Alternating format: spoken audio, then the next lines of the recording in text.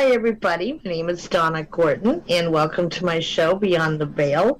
I am a psychic medium. I am, a spiritual advisor and provide guidance all the time to people. A teacher. I am a little bit of everything, I guess you'd say. I read oracle cards. I'm an intuitive, a sensitive. Kind of a little bit of everything. So today we are going to be doing readings for anybody who's interested.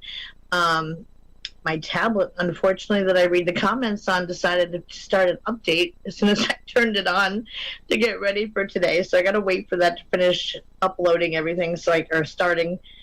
It's in the restart mode right now, before I can access comments and so forth.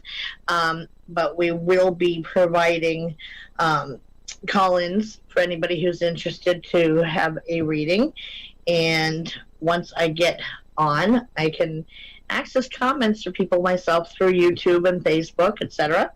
And I can provide you with the call-in phone numbers. Oh my goodness, I can't see. I'm gonna show you this. So yeah, so they turned it on. Update available. So it's loading. So yeah, down and out on that one.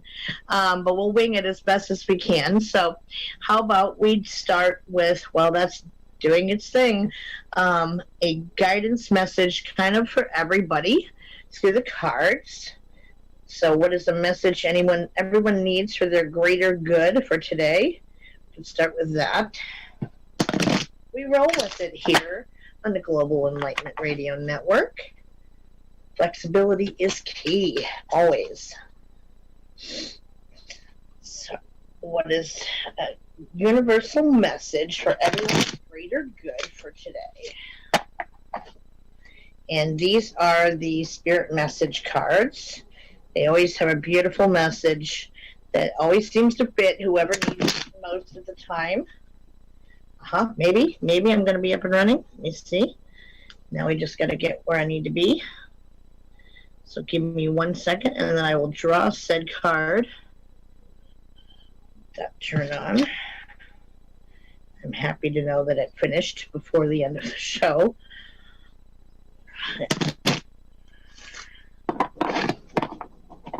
Okay, what is a universal message for anyone for today? Okay. Don't get this card too often. This is the relationships card. There. And so it says relationships are just mirror images of your own life. How you feel and treat yourself, as well as how you react and respond to different situations and people around you. Be aware that every relationship is an opportunity for soul growth. Well, that's truth. Sometimes people will come into our lives more for a specific reason, either to teach you something or for you to teach them something. And a lot of times once that's accomplished, they move on. I've noticed from a personal level that, or experiences, sorry, I'm just trying to get my tablet to the right place so I can see comments. I've just noticed that as far as relationships, some people come in your life, and when it's done and whatever can be taken from it or is meant to happen, then it'll end up ending actually quite disastrously, where all cords are cut between you and the other person, and there is no going back. It's unfortunate when it happens from our perspective here, because we don't always understand it when it happens. However, it tends to be for the greater good when it occurs, from how I've experienced it myself. And I still miss those people as part of my life, and I had a very close relationship with them, but whatever was meant to take place and the exchange of energy happens. And so sometimes those cords get cut and move on, and those who are meant to be in your life are at the time when you need them the most. You can also have something called soul family members, and those people are people who follow you from lifetime to lifetime, who are connected to you You know those people. I think we all can relate to it, where you meet somebody and you kind of automatically know, like, as soon as you meet them, you talk to them for 5 or 10 minutes and you walk away feeling like you just made a new best friend. And then you may ask yourself, like, how is that possible? I just met this person. I don't even really know them, yet you feel that connectivity to them, and you just kind of shake your head and go with it. But you can't deny that you clicked. And by the same token, you can have the opposite happen too, to where you experience those people, you're automatically on guard with them, and you're not really sure why, you just are. You just feel like you should watch your back. And it's not anything that they've necessarily said or done in the moment. It's just you feel like you need some space between them and you when you're standing still, or you're talking to them. You feel like you should take a step back from them. And so, yeah, it's also a thing to where oftentimes that could be a negative experience you had with that person in another lifetime, to where it didn't end well, or they may have been responsible for your death in the time, when it happened. It could have ended violently. They could have caused your death, or it just was a horrible, horrible, painful relationship. You step back. So I think you have to learn to listen to that when that occurs. You'll know, and if you trust your intuitiveness and your instinct to feel that, you go with it. And when we don't, it doesn't end well when you don't listen to that inner voice, that inner knowing, the little red flag, that goes off, that kind of is like, yeah, maybe I shouldn't do this, or maybe I should. Good idea, not a good idea. When we don't listen, it doesn't go well. So, at any rate, that would be the message for today. And I'm almost there to the page where I can get our phone numbers, because unfortunately I should have them written down separately, and I will next time, I promise. So, all right. So the numbers to call in for, if you are interested in a reading, for U.S. callers is 929, the area code, 436-2866. The meeting ID number that you enter, it'll prompt you, and when you're supposed to enter, it's quite easy, is 522-657-2748. Australian callers can dial 612-8015-6011. Same meeting ID number, 522-657-2748. And those numbers are also always listed in our posts that we make about the shows for the live streams. So I am just reading my comments quick from Facebook. And I think I'm going to jump over to the YouTube feed. And that way I can catch you guys' comments, because is in my I'm available on Facebook under a group called Willow's Bend, and you can find me in there. You can private message me if, say, you have any questions, whatever, comments. If you'd like a personal private reading, I am available for that. I do ask $50 for a private session with me, but that's as long as you need to accomplish the reading, which is better than a lot of people tend to ask for that. The private readings, they can get quite pricey. Anybody who has ever sought out private readings from somebody, I've heard prices insanely. They're like $350 for a 15-minute session. It's like, are you freaking kidding me?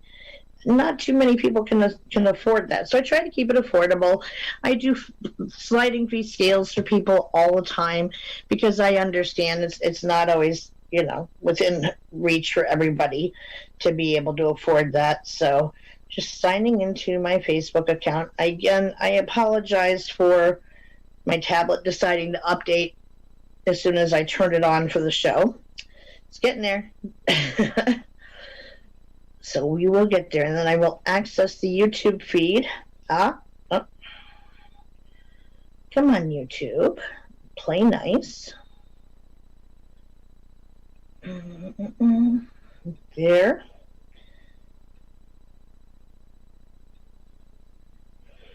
Almost there. All right.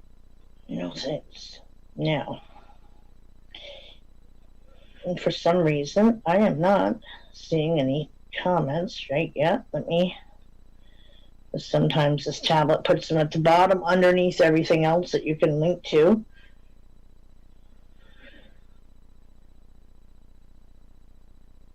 We're really usually not this disorganized, I promise people. Oh, technology, gotta love it, right? I was just talking with somebody the other day about how, I'm a child of the 70s and 80s. And so I saw the birth of the internet happen. And, when my daughter was growing up and I was raising her, constantly seeing kids walk around their noses to their devices and never looking anybody in the eye and just being obsessed with that stuff.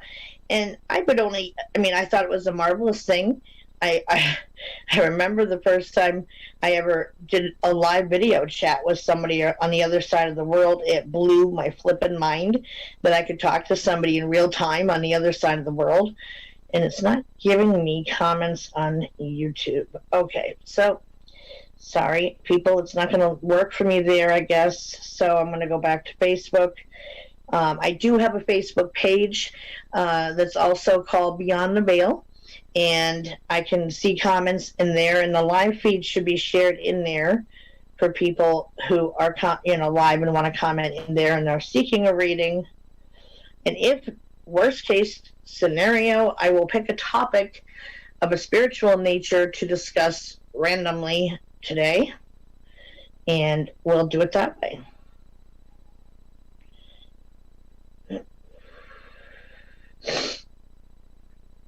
So, and I realized after my daughter was probably, late teens, getting ready to go on to college and so forth, one day we lost power.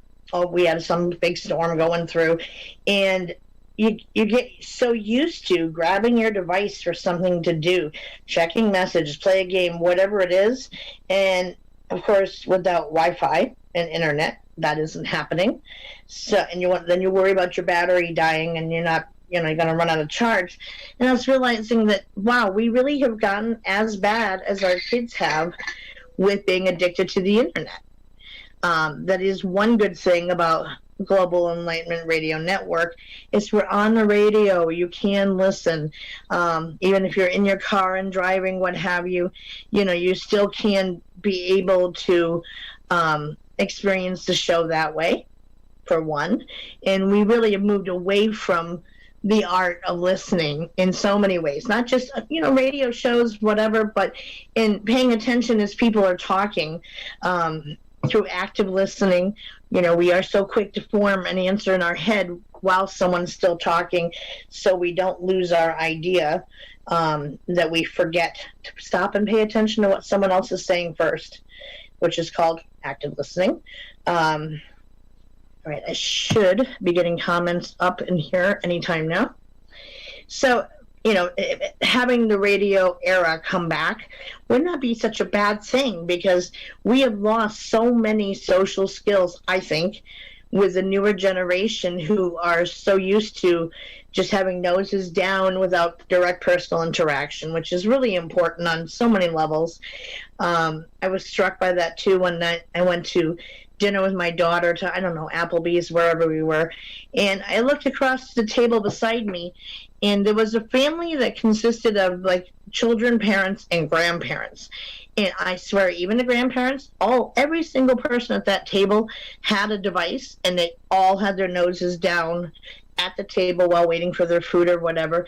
And the entire time my daughter and I were there eating, that they were there for, not a single word was spoken by anybody at the table. I was like, what happened to active interactions at supper time, dinner time, conversation, catching up with each other, that sort of thing. And I think personally it should be a rule that devices get put away during meal times.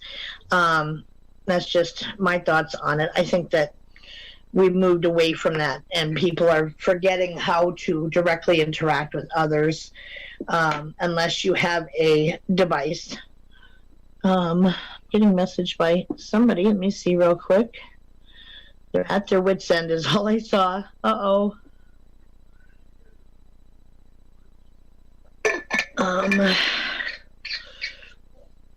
Okay, so I can't discuss that with her right now because I'm live. So again, if you're interested in a reading, I'm happy to help you.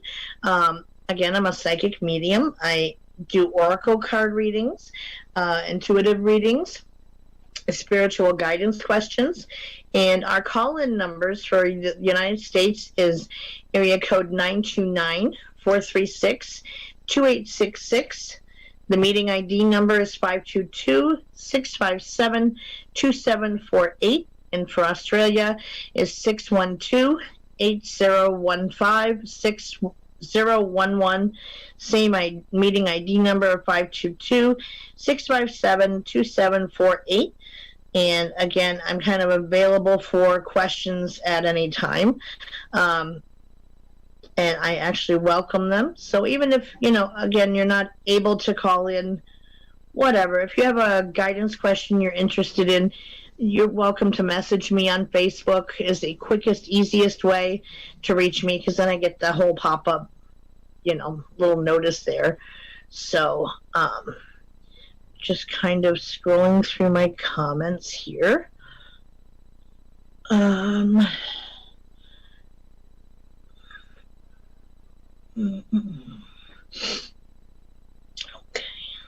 So, since there aren't any calls thus far, then come on back down here.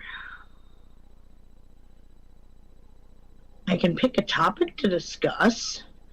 Let's see. Spiritual topic that people are interested in knowing about. Well, I guess I could talk about my experiences on the other side of working with soul beings. I often get requests to make connections for people with loved ones who've crossed over.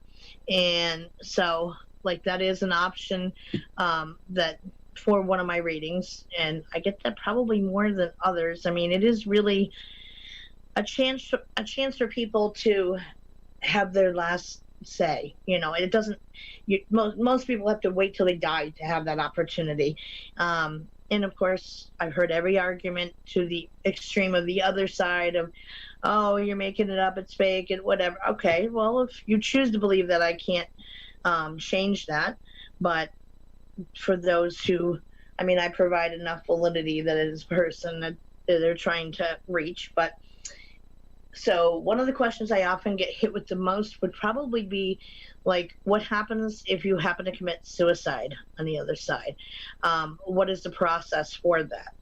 So it's my understanding and lots of times if I'm in the middle of a reading and I have a question that comes into my head whilst I'm doing the reading for somebody, I'll set it aside till the reading is over with, but I'll kind of communicate to them, hey, can you kind of sit back for a couple of minutes, and after we get done, can I ask you a couple of questions? Would you mind? And they're very willing to answer most things, and to work with me on that and kind of just wait. So, okay. I almost think, or it seems like I'm in the wrong feed or it's showing up as the wrong feed on my tablet. So I'm just completely DOA, aren't I? It should be. It says it's the right feed, it's the right day and time, and yet the comments are from another show. Go figure. I'm just going to ignore that then and do my thing. So that's one of the questions I asked one time, both for my own curiosity as well as people seeking that as a question from me of what are we what is the process, because mainstream religion kind of teaches you that it's a horrible sin to commit suicide and so forth, and okay, good. Oh, thank you for that link in there too, Daryl. That probably will help people a fair amount. I can't access. So let me close it. Sorry, guys. Shutting off notifications. I'm getting bombarded on my screen from other people. And so, from my understanding, when you first die, you get, if you need it, 2 to 3 days time in order to accept your death, essentially, kind of say goodbye here and wrap things up in your own way, to accept that you're no longer in physical form, and to kind of start accepting it, internalizing it, as you will, to where, it's okay, I'm no longer in a body. What does that mean? They said there is no closer observer of a funeral than the person who died, because there's a kind of like a shock of, hey, that's me laying there, for one, but also I want to hear what everybody else is saying about me, and are my final wishes being carried out and such. So there's that part of it, but then beyond that, there's also just so, wow, okay, what does this really mean for me from here? So you have 2 to 3 days, should you need it, in order to acclimate to that idea that you're separated and you're not having to be bogged down with the needs of a physical body anymore. People have asked me that too, of how do they eat, drink, go to the bathroom. There isn't those needs, because those are tied to the physical body, right? So if you don't have a body, well, hence you're not going to get hungry, you're not going to need to drink or go to the bathroom even, or sleep or otherwise. So when you do make the journey over, you do need a certain amount of time to kind of reunite with the rest of the main body of your soul self. So from what actual suicide victim told me, this was a young woman, early 20s, who dealt with depression, and she didn't see that she had, any other choice in the matter than to take her own life. Now, every suicide victim I've ever spoken to all say the same thing, that as soon as it happens to them and they make that choice, that they then regret the decision and wish that they had never done it, or that they made a different choice, or recognizing even that there was a choice. When you're in that moment, when you're in so much pain, you just really want the pain to stop. But many people can't separate that out to say, it's not so much I want to stop living as much as I just want to stop hurting all the time. So they see that as their only option to stop the pain. Now, they have told me that as long as you can admit that you did have a choice, not judging you for the decision you did choose, but more just acknowledging I could have chosen differently, and there were other options than what I chose to take. B, you can acknowledge the pain of those, or what you caused to those who are left behind, to kind of sort it out for, our family, our loved ones, etc., that it wasn't fair to them, essentially, and they don't understand how you could do that. There's all kinds of stigma and dogma attached to that. We know that. But if you can at least acknowledge, hey, yes, I caused that pain, and I regret that, and you can say that, then you are perfectly allowed to finish the process, crossing over. You're not sent to purgatory, you're not sent to hell, you're not punished for that. You simply are allowed to finish crossing over. Many people here on our side, they have to have that. They want to know that their loved ones are okay. They want to know that they're safe, and I perfectly understand that. And every loved one I've ever spoken to on that side of things, they all talk about how the beauty of it over there, the how it's just a place of love and joy and peace, that they can create or go anywhere they want, do anything they want, and just how amazing it is, and that there are not words in our English language to fully comprehend and discuss that, which I believe that, and I know from trying to translate that to here for people to fully understand, I have trouble finding the right words sometimes too. So, and yes, I am on YouTube, but I'm not showing the comments, which I don't quite understand, and maybe it's my older tablet that I'm using, which shouldn't affect things, but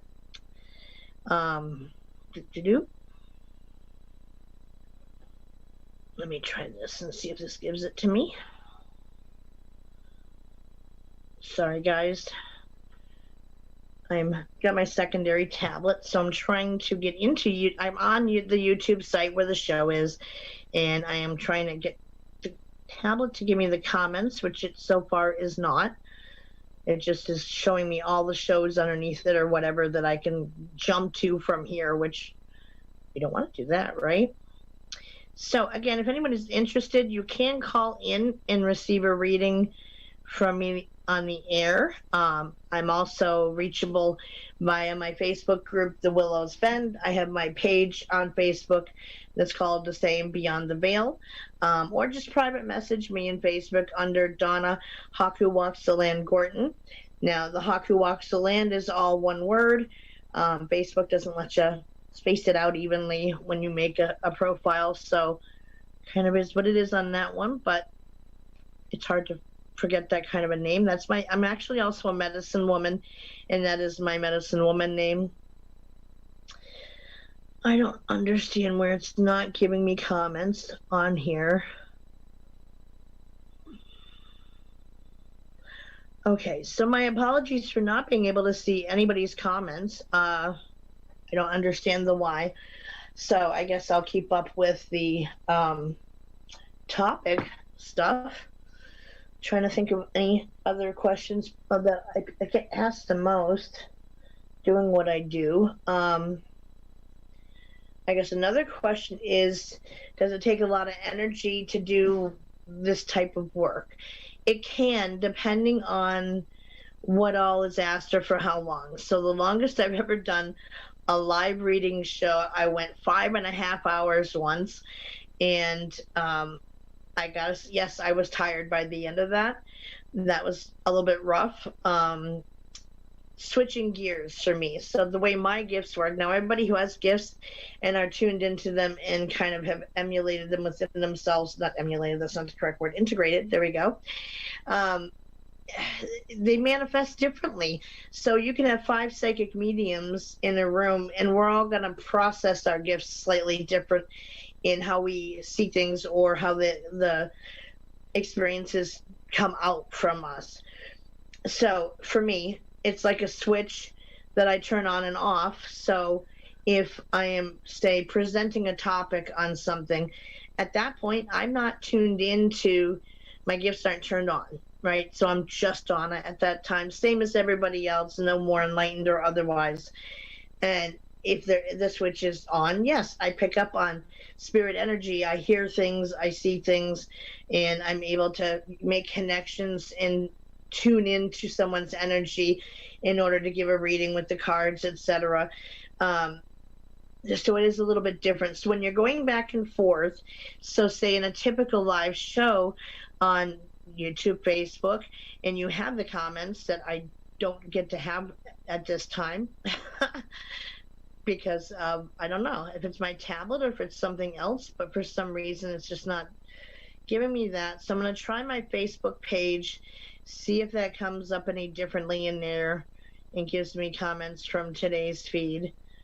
We're going to give it a shot and see what it does. And if I have any comments in there, and I apologize to the YouTubers that might be watching in there, that it's just not, it's giving me the feed in the live show, but it's not showing me anybody's comments. So I do apologize. I can't control that, I guess, with what YouTube's doing for me on this tablet.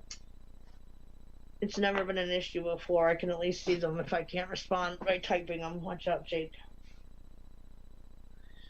I have for those new to me, a Dalmatian who is elderly. He's right next to me. He gets stretching out or running in his sleep, and he gets too close to the edge. So you'll see me, shove him over a lot of times, or just acknowledge him. Let me see if this will.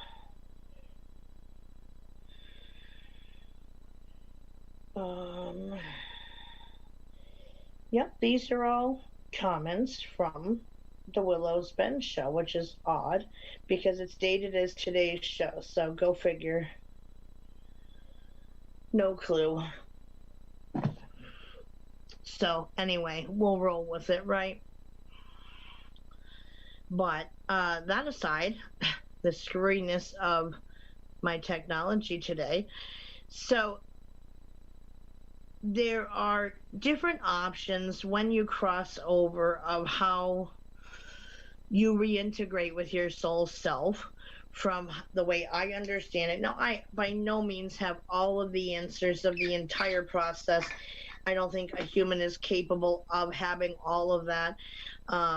We just can't wrap our full brains around the whole thing, and no one person gets to see it all. So my understanding of it is it's kind of from a mixed bag of talking to soul beings to connecting to, oh, that's weird. Okay.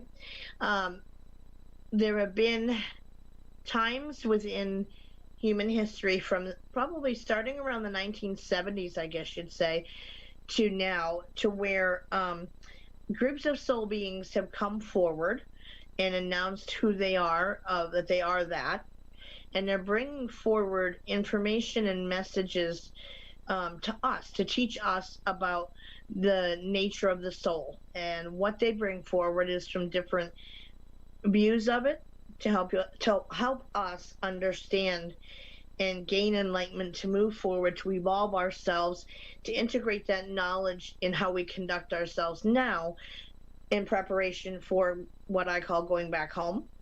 So with respect to that, so it started back in the 1970s. There was a group of soul beings who called themselves Seth, and it's said to be around 1,200 soul beings who are on the other side, are teachers, and they get together and they act as kind of a collective of experiences, of voices coming together as one. So any one of those 1,200 could answer a question and bring forth knowledge. This woman named Jane Roberts, she started channeling Seth through. Now, this woman had no experiences whatsoever with regards to anything. Like, she just was not intuitive. She was just an everyday regular person. And her husband, Robert, and her one day, I guess, decided to play around on a Ouija board. And Seth first came through there and described and announced who he was. And then she started getting him coming through when she wasn't connected to anything. And again, no gifts whatsoever. And through the process of getting to know Seth, there became like weekly sessions that were, whoever was interested could attend. Her husband would transcribe everything that got said. There are videos on YouTube. Again, the woman's name is Jane Roberts, and I've seen those videos, and I've got to say, I mean, I don't have any other valid explanation for the changes in everything. It goes, and I don't even think it could be written off as, oh, she's mentally ill, she has schizophrenia.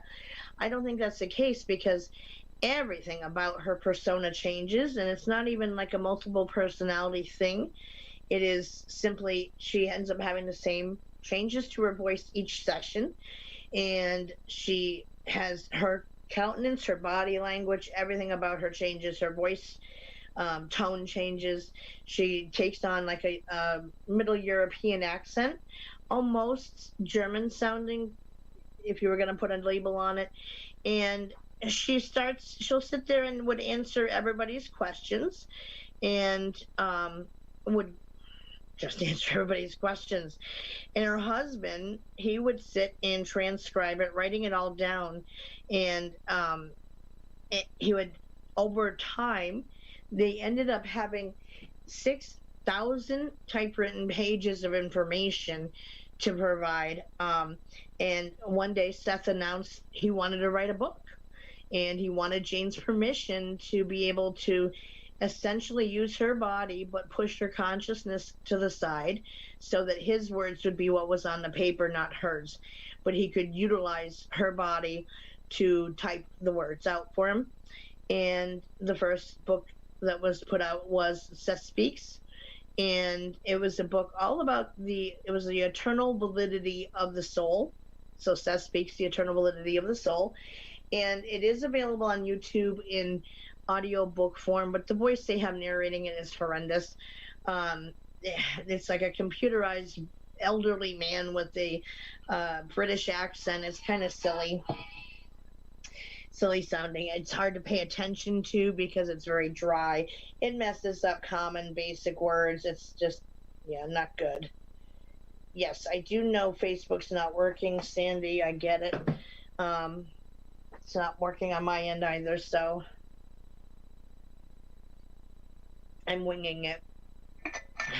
The most I could do probably is tell people to go in through YouTube or Facebook. So if you can give me one moment, please, I will put a message into my Facebook people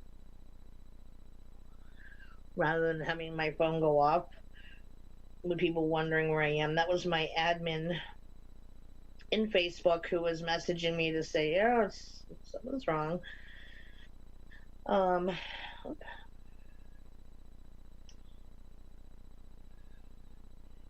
Feed is down. Go through YouTube. Okay. There we go. All right. And I'm just going to go ahead and shut my tablet off because I can't access the comments anyway, so it's not working for that. So he, I guess, went on to write 11 books total through her, you know, using her body basically to do the typing for him, and wrote a whole bunch of books. There is still a following today. I believe Jane Roberts died in the 80s. Now, back then, Seth had said that he would never come through anybody again in order to preserve the integrity of the material. However, I know in a lot of Seth Speaks supporters, it can get those who follow Seth's work.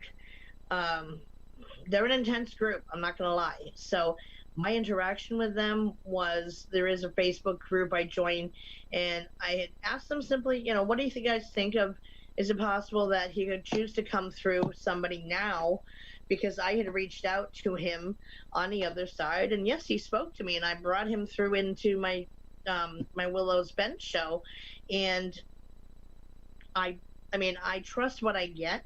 So if somebody tells me they are who they are and it feels sincere with their energy, then I go with it. But they were like, oh my gosh, and they just got so vehemently nasty towards me about it that, oh, he was adamant back in the 70s he would never do this again or talk to anybody else. Well, you know what? Soul beings have free will as every bit as much as we do. So who's to say he couldn't have changed his mind, or they couldn't have changed their mind to bring the information? And what he told me was, if it gave the opportunity to expose a new audience to the same information, he was happy to do it. So all I know is he was happy to talk to me. No, I didn't channel him where he pushed my consciousness aside and I had no memory of it. I asked that he not do that. So he really just, it was a conversation, and I put my members' questions to him and gave them the answers I was getting back. So he basically taught about, like, basically the process from the time of death until you get over to the other side, and what that experience is like and what to expect, and that your soul, your spirit guides, they're there to help you with the transition process too, that you first will experience whatever your foundational beliefs are, that's what you'll see first. So say if you're an atheist and you expect nothing when you die except for darkness, and that's it, like, you know, you just cease to exist, you'll experience a period of darkness, and then they will slowly bring you out of it and start kind of reintroducing you to the truth. If you are a very strict, firm, devout Catholic, or a Christian, sorry, then you expect to see Christ when you cross over, they will change their form to look like what you believe Christ would look like in order to hear the message of, hey, you're no longer alive in that form and you're now here, and this is the reality of what actually is, in order to help you reintegrate back again. So whatever you need is what ends up being, is how Seth describes it. So again, my basis of knowledge is a combination of those types of things that have come through from other soul beings, as well as my own conversations I have with soul beings separately. So the next group to come through was through a group of soul beings called Michael. They called themselves Michael. And so back in San Francisco, we're going back now to very late 90s, early 2000s, when there was a group of professionals, lawyers, doctors, just professional people who met together bi-weekly in a spiritual group in the San Francisco Bay Area, and would just have spiritual discussions, kind of trying to figure stuff out and tossing ideas around, etc. And one time Michael came through to one of them and on the Ouija board as well for validation, and then started coming through to different members within the group. But there was enough information provided that they truly felt that it was the same persona that was being brought through. And there was a woman who went on to write a book based on their notes and original transcripts and experiences. And Michael, the group of soul beings who called themselves Michael, also said that there were about 1,200 people in that persona group, that collective. And they discussed things concerning reincarnation and what that process is for a soul once they cross over. So they described from beginning to end all the different things that you get to choose from. So when we are on the other side, when we are creating the next life we're going to have, you create what's called a soul contract between yourself, your soul, your spirit guide, and also involving anybody else who's going to have an impact in the really bigger things in our lives. So say, for example, you are in your next life, you're creating a lifetime where you're going to have a marriage where you are the victim of spousal abuse, verbal abuse, domestic violence, physical abuse, whatever. The person who's going to be the abuser and your spouse has to agree to play that role for you in that life. And it's because there are lessons in there. And from how I understand it to be, is that all of those lessons ultimately can be related back to different aspects of love. Now, the universe is about balance. You see that everywhere within nature, in our realm of existence, etc., to where you can't have light without dark. Because how can you enjoy and experience the light unless you experience darkness in the absence of it? So it's always that yin and yang of energy, of exchange, of balance, and keeping things balanced and equal, no matter how it goes about it. So with whatever you're dealing with, there's always opposite and equal and opposite reactions, right? So it's the same thing with love. So it's for them on the other side, a soul being, sure, they can know all about the different aspects of love regarding, like as if reading a library of books on it, but you're not really going to fully understand it unless you experience it. What do you learn better from experiencing something big, or someone just telling you something, 5 minutes later you forget about it and you go on with your day, right? But those experiences that create memories, those are what stick with you. And those bigger ones are meant to be lessons that we need to continue evolving on the other side. So a lot of anything that we experience really in this life can be related to a different aspect of love. Think about it. If you break it down to its simplest form, whether it's a parent-child interaction, the love that you feel for your child as a parent, or the absence of love you may feel from a parent towards you. If, say, you grow up in a horribly abusive situation a totally dysfunctional family life, well, then that would be an absence of love, right? And what cruelty and stuff can feel like in order to understand that piece of the puzzle pertaining to a lack of love. If you end up in, uh, let's see, a loving personal relationship, boyfriend, girlfriend, husband, wife, and you have a beautiful, happy, lifetime long relationship. You end up, we hear about those beautiful stories about people who are married for 75 years and, they're holding hands when they die. I mean, those are just like, oh, or those elderly couples who are still dancing and still feel like they're, in love with each other and stuff. um, those are like the ideal that we all strive to be able to reach that, or we can't even imagine being with the same person for that long and still caring about them without having, come up with some master plan to get out of that one.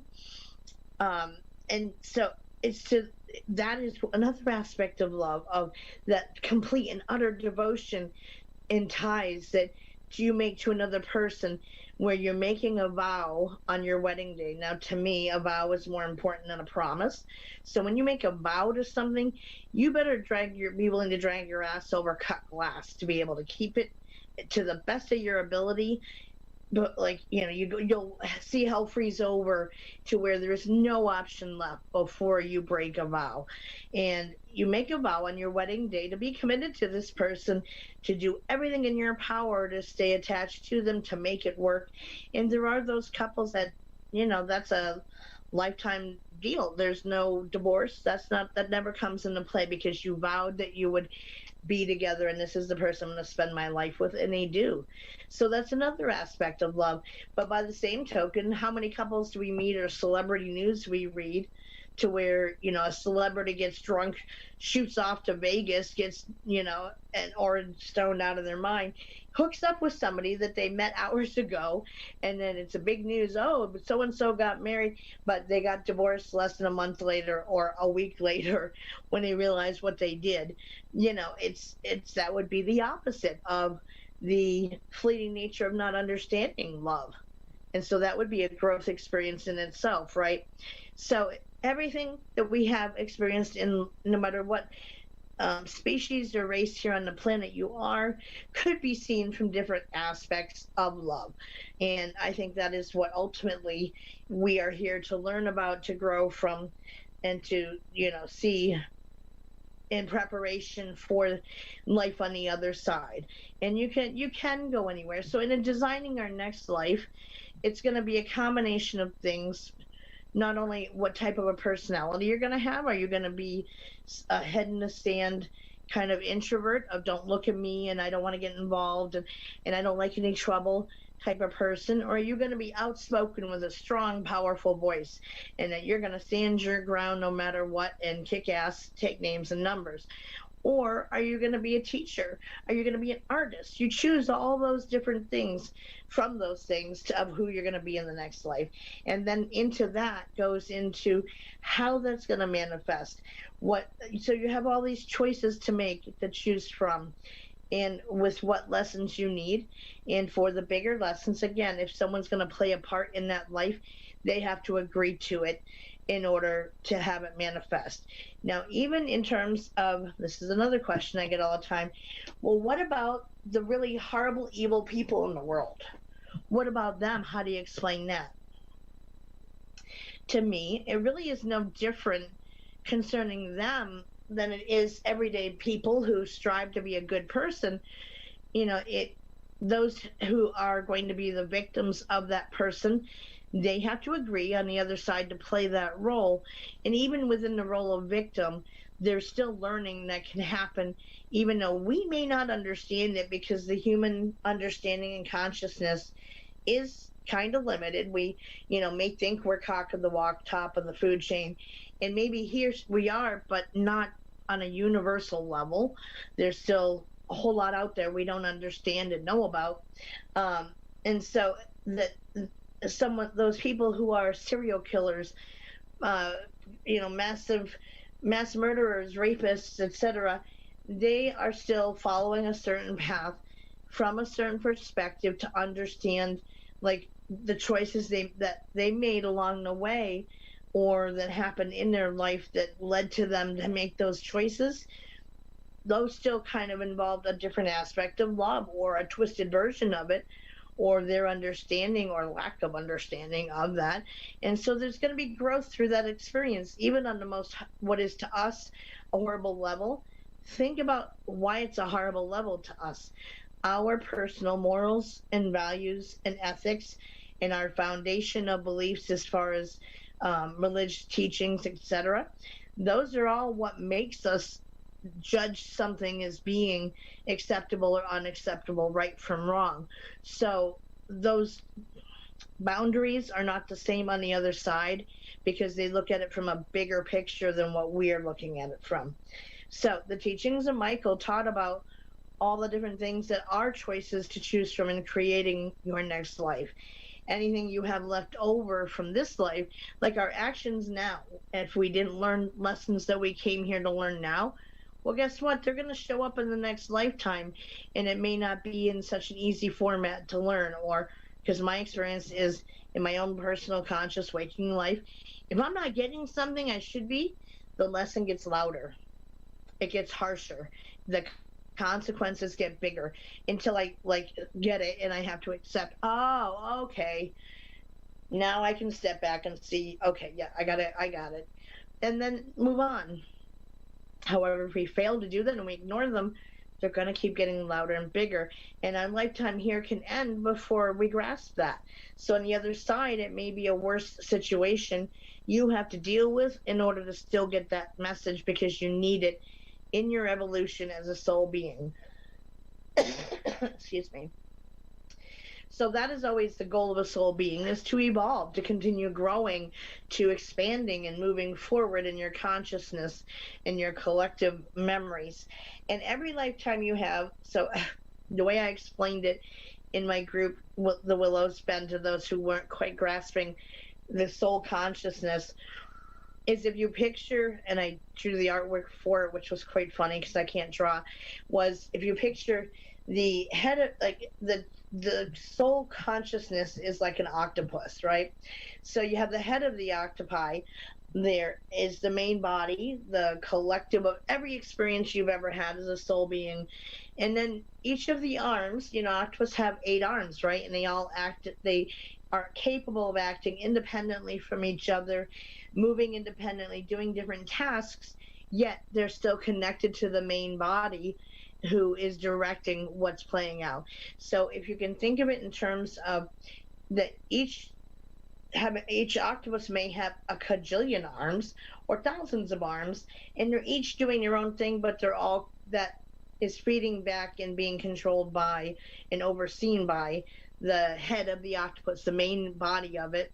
That's how our souls work, by my understanding of it, in a very simplistic way, is that each of those arms can be a lifetime we are living in somewhere else, or even in our same timeline but a different time period, because we humans are the only ones who track time the way we do, in a straight line. On the other side, it's much more fluid and flowing. There isn't any of that, you can go forward or back without limitation on the other side. So you can view the future with as equal ease as what's already passed, and jump back and forth and around as you see fit. You can go to different dimensions. Science now acknowledges that there are an untold number of dimensions possibly out there, but we don't know what's in them as far as what we can prove. So if you think of that each of those places could be having a lifetime happening at the same time, but it is all still connected to the main body of the soul, which is on the other side of the veil. And yet it's still happening at the same time, because the soul is so expansive, it can handle that kind of growth at the same time. So you could have 1,200 lifetimes happening in different places, different time frames at the same time, but it's still all those memories. And as each lifetime ends and you die and cross back over, are just going to join it with the collection of memories, much like we have in this life of, our collection of memories from the past. It becomes that, and we can draw on those experiences to base our understanding of where we're at now. And things over there are very much now moment oriented. So you take it from that aspect over there with everything. Don't miss the now moments because you're caught up and stuck in the past or in the future. Focus on those now moments of what's happening right now. Um, so the teachings of Michael taught all those different ways and things that go into creating your next life through reincarnation, what that process is, that we choose to forget everything we know on the other side to be truth as a soul being. We forget that before coming into a new life, because then how are you going to be to learn anything if you already have the answers to most of it on the other side? There won't be any learning or growth from a new experience of a new environment that you're in, a new form, etc. You're not going to learn from that. So we blank ourselves out. We regain that once you cross over and you've accepted that you've separated from the life you just led, and you rejoin with your main body of your consciousness over there, that it comes back to you, and it's all there waiting for us to reconnect to and rejoin together. So the teachings of Michael dealt with that stuff. Then in the probably mid 2000s range, there was a woman who, I'm trying to think of her first name. I'm probably gonna blank on it. Forgive me. I do that when I'm trying to remember a name in a moment. So this, Esther Hicks. Okay, her name was Esther Hicks, and she was, she knew of her gifts and so forth. She was tuned in. She started bringing through a collection of soul beings she called them Abraham. Why? I never heard the backstory of how she chose that name, but that's what she calls them, is Abraham. So the reference is Abraham Hicks, because Hicks is her last name. And her husband would travel around the world doing what is labeled as inspirational speaking, but really it has to do with the law of attraction and how that works, and how ultimately how simplistic it is of an idea, and that to help people comprehend it. People make it, they overthink it and make it way harder than it has to be. But once you practice it, there was also a movie called The Secret. They were in that movie, but a big part of their message, I guess, got edited out for time-wise or something. But it was about the same topic anyway. And so it really isn't or shouldn't be such a secret. The law of attraction is one of the universal laws.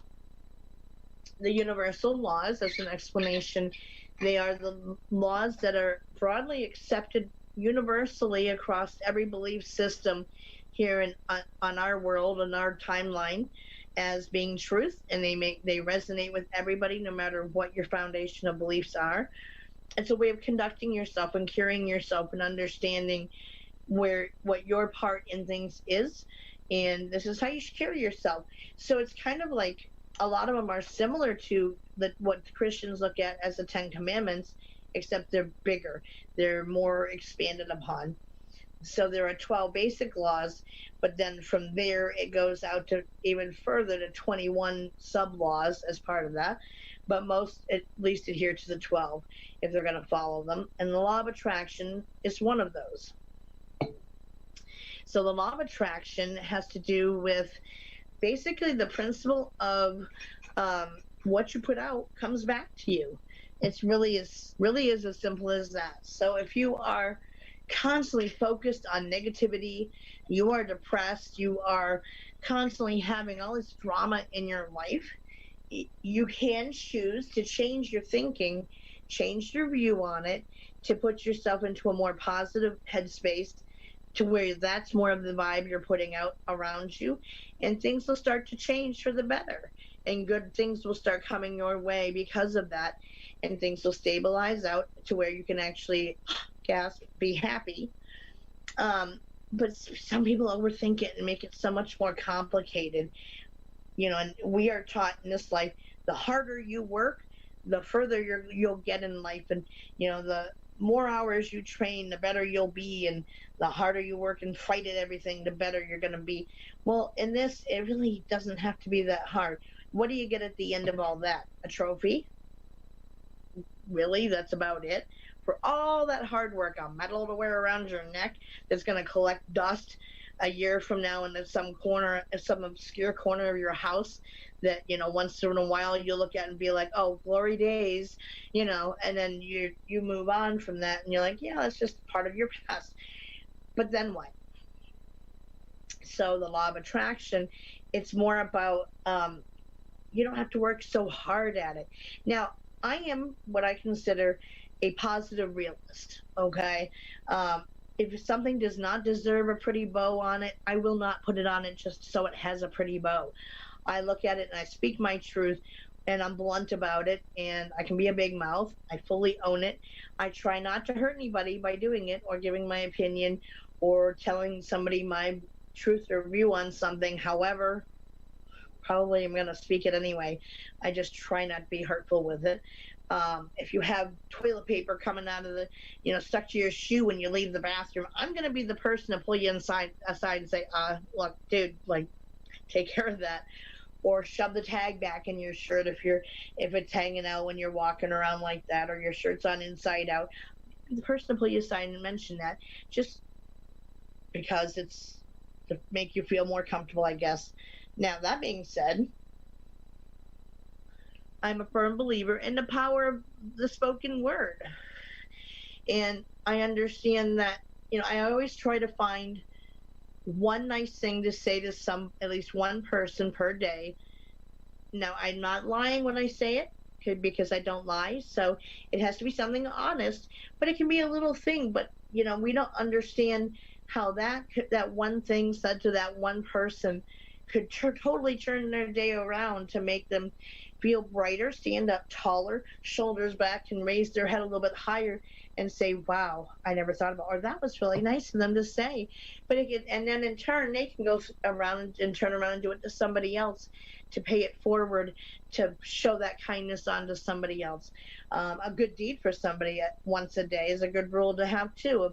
Do one really nice thing for one person a day. I mean, of course, you can do it for more, of course, but at least the one has to be it. Holding the door open for someone who's coming up behind you. If you don't see someone and then they're right there and you didn't see them and you go to shut the door, oh, sorry, and you open it for them. So just letting it slam in their face, catch it and say, apologize to them. I'm sorry, I didn't see you. Using manners, please and thank you. Oh my gosh. We have lost that in this world, in today's world, the use of manners overall, unless you're someone from an older generation. The new generation just haven't been taught in the same way. I mean, in my day, if you didn't say please or thank you, you didn't get the item you wanted, or you didn't get to keep it. If you didn't be polite and say thank you back, well, you got to take it back from you until you could. But that's been kind of a lost art. But using manners, that can go a long way. And I personally see it as being rude if someone just demands something of me. It's like, I'm sorry, but I don't know you. And so where do you have that right to demand? Asking nicely is a nice thing when you want something from me and I don't know you, or you want me to drop everything for you in that moment to help you. Be respectful, be nice about it. Like, duh, no brainer, right? So doing something like that every day is a good thing. Now, when I first heard about this law of attraction thing, I wasn't too sure about it. And being a realist, if I thought something sucked, I'm going to say, hey, this really sucks. And even trying to be positive about it by saying, oh, well, it could always be worse, which is what I tend to do. I still am not above calling something out as, this is shitty. Like, this really sucks. Then, I will still may tack on well, it could always be worse, but I don't want to find out what it would be as being worse, because in my world, it's pretty bad. And I'm going to say so. But I said, okay, well, you know what? I'll give it a try. Just see, is there anything to this? So I set a goal for myself that for 1 month, I would watching me on TV. Oh, that was nice. One of my viewers from my group, my sister, she said that she's watching me on TV. Not sure how she's watching me on TV, but that's awesome. Um, so uh, I said, okay, I'll do this for 30 days. Give it a shot. 30 days, what's it going to hurt? What the hell? So I said, okay, so if I have a negative thought, I'm going to stop myself and try to replace it with a positive. Now, I come from a pretty rough, dysfunctional home in my background. I was the quintessential wounded healer coming into this line of work, I guess you'd call it. Um, and owning my gifts and becoming all that. And I recognized fairly early on in my path, I had to heal my own stuff before I could go on to help others, because otherwise my stuff's going to bleed over into your stuff and it's going to become my stuff instead of yours and helping you. So took that time to get the bulk of it pushed out of the way and dealt with and handled, and took back the strength that, or the power that got taken from me, and used it to re-empower myself. I don't regret the decision to do so. It wasn't easy. It's a definite commitment of time and energy, and being willing to go back and look at those things from your past. But it made me who I am today from doing it, and the strength I have today comes from a lot of that. So, I grew up quite dysfunctionally, always hearing negative stuff said to me and about me, and had zero self-esteem coming out of my childhood into adulthood. And then, of course, we look for that which is familiar. So in relationships, I look for those crappy guys who would treat me just as badly, because that's what I was accustomed to. And so when they did, it wasn't unexpected. So, I really ended up having no self-esteem. And I can't answer anybody's messages on here, guys. Sorry. If I open it, it's going to blank out my screen. So I apologize to anybody who's messaging me in Facebook Messenger. For those times where I'd have a negative self-thought, because that was what was expected of me, being told all your life that you're not worth anything and you're a piece of shit.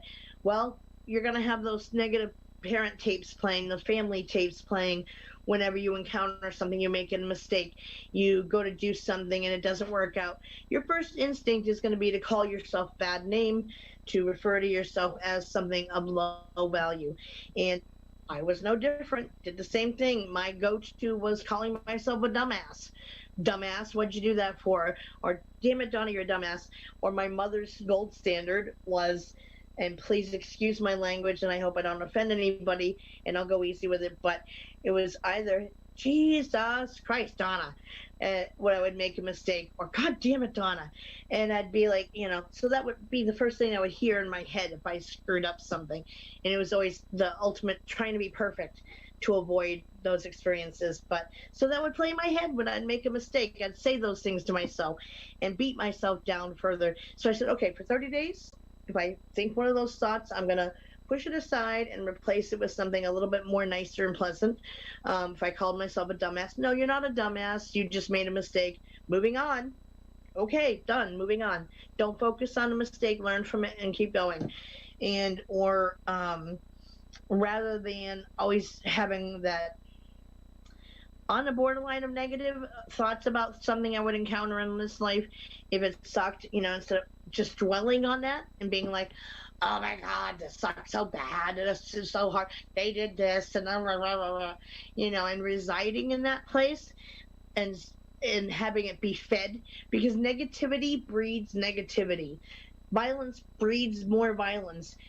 Positivity breeds more positivity. So, we all know those people who live in drama and love drama, and they thrive off the shit like mad, and they will drum it up if there's not any going on. But then lo and behold, you get a whole group of other people.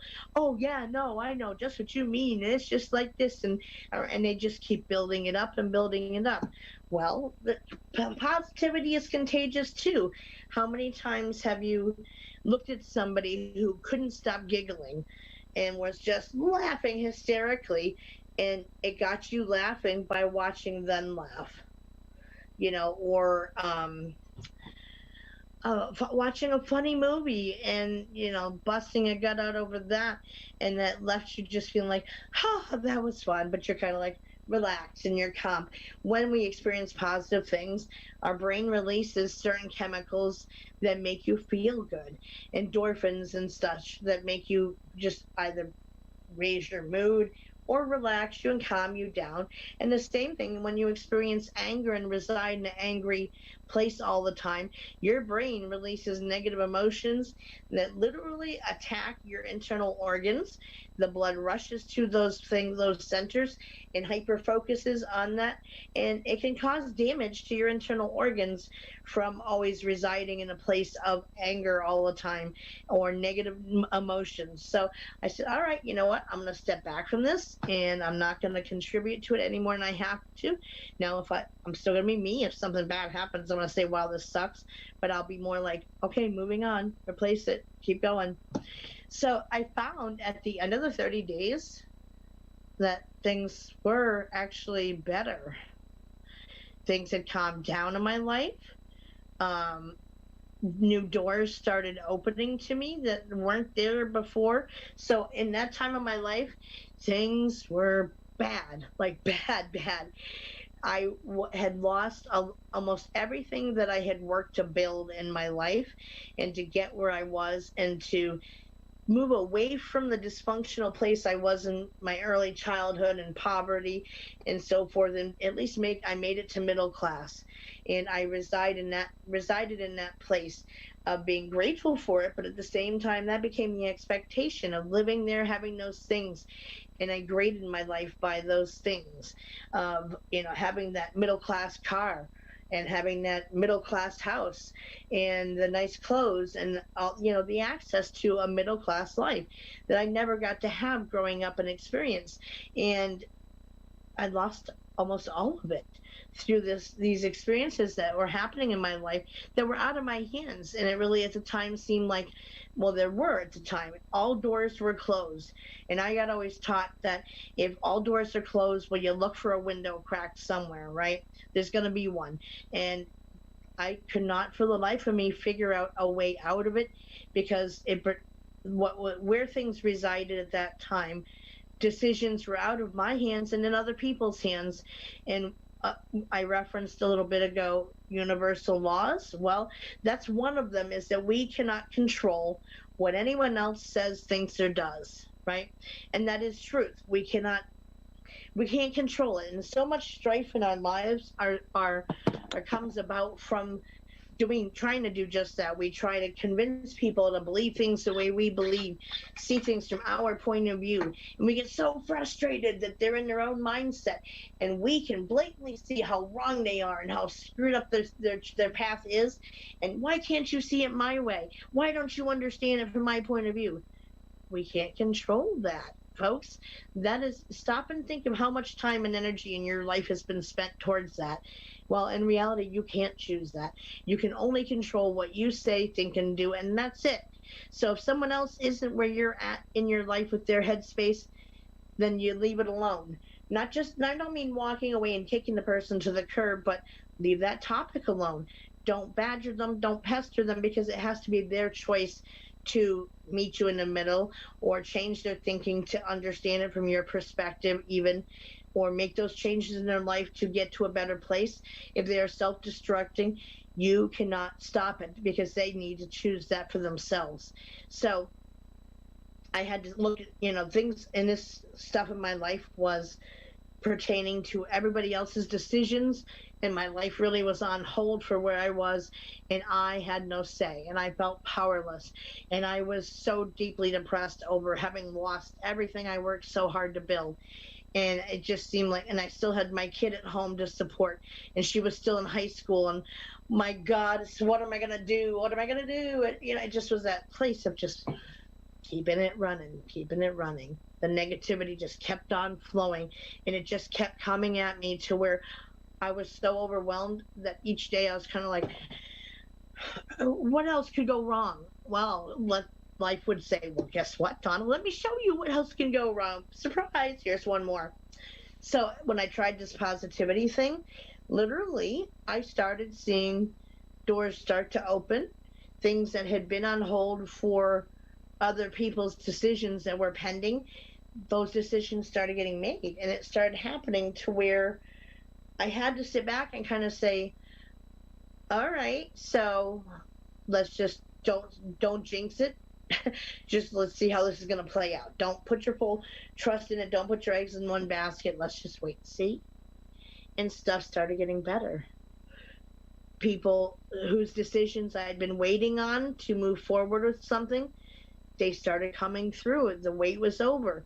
They were being made. And, job offers or whatever, things were happening. Things were going to be okay. And that started, as each thing changed and shifted for me, I had to step back and say, to look at it as, all right, it's getting better. I had to admit that. But was it really due to me changing my headspace about what I thought about it and how I viewed it? Well, I do think it was part of it, because without that there, how, I changed my thinking to where I wasn't stuck in the negative, and I stayed more open to the possibilities of things, replacing the negative thought with the positive. And was it coincidence that everything in my life started shifting to get to a better place? And before I knew it, I was okay. Things stabilized out. Things got better. Things got quieter. Things got back on track, and it was okay. And I also found I shifted in terms of my headspace of got to maintain middle class. What is middle class? Got to keep up with the neighbors. Got to have all these stuff and things. And started seeing, well, maybe, how much do I really need all that stuff? How much do I really need those things in my life? And now all the circumstances of my life had changed from where I was at that point. So that stuff had to shift with it to recognize that, all right, so you're not doing the same things you were before. So do you really still need all those toys? Do you really still need that validation to prove who you are? Like, you've already proved it, Donna. You're already, gone on. You went to college. You were the first one in your family to get a 4-year college degree plus. 4 years wasn't good enough. I had to keep going and got my bachelor's of science degree. Would have kept going, but I then, in terms through car accidents and stuff, had become disabled. And at that point, it was kind of like, what's the point of going on when I can't really use it for anything? I'm just going to rack up a bunch of more bills in financial aid and such. So it was, okay, what can I do with what I have now that I can't do what I used to do? And I started thinking in those terms of, here you are now, this is where you're at, this is your reality, so what can we do with this? Doing nothing wasn't acceptable to me. So then it became how can I still use and do what I'm trained to do? I have all these years of training behind me, so now what? And from there, I got involved. And I got involved in Facebook land and started creating support groups for people in Facebook land to help them through their traumas and deal with chronic pain issues and so forth. And from then started getting involved as supporting other people in their groups with adminning and so forth, and helping with ideas and building stuff and building people in general. And that led me to be where I'm at now, in who I am now, of integrating all of that into my life of who I'm going to be now.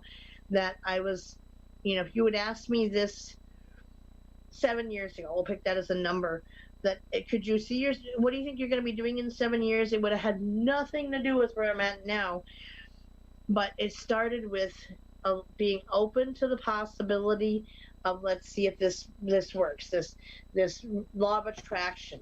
So the Abraham Hicks material, to kind of bring it back around, really was teaching people the simplicity of, rather than fighting against the current upstream to get where you want to go, just sit back in the boat and let the current take you where you need to be. Flow with it instead of fighting against it. It takes way more energy to maintain anger and hatred and violence and all that stuff than it does to look on the bright side and be a little bit more positive in your own life. And the more you do it, the more that becomes where you reside, because it brings more things to your life that's better. And so you have more things to be happy about. And then it starts to matter to you that you're in that place, and that's what counts, and you're willing to pretty well do anything it takes to stay in that place. It's okay if you have a bad day. It's okay if you get, miserable for a day towards everybody, but you don't stay there. You notice that you're out of alignment with where you should be, which is the more positive side of things. And so you do something that's going to raise it up for you, where, I talk about energy a lot. We are made up of energy. So I reference, raising the vibration of your energy higher by listening to music. Music is a very powerful tool that raises one's vibration and makes you more positive. How many people, you hear that song and it just brings back a certain memories from your past that are just part of your good old days and your glory days or whatever. It makes you think of something beautiful, but the same token, it can make you cry.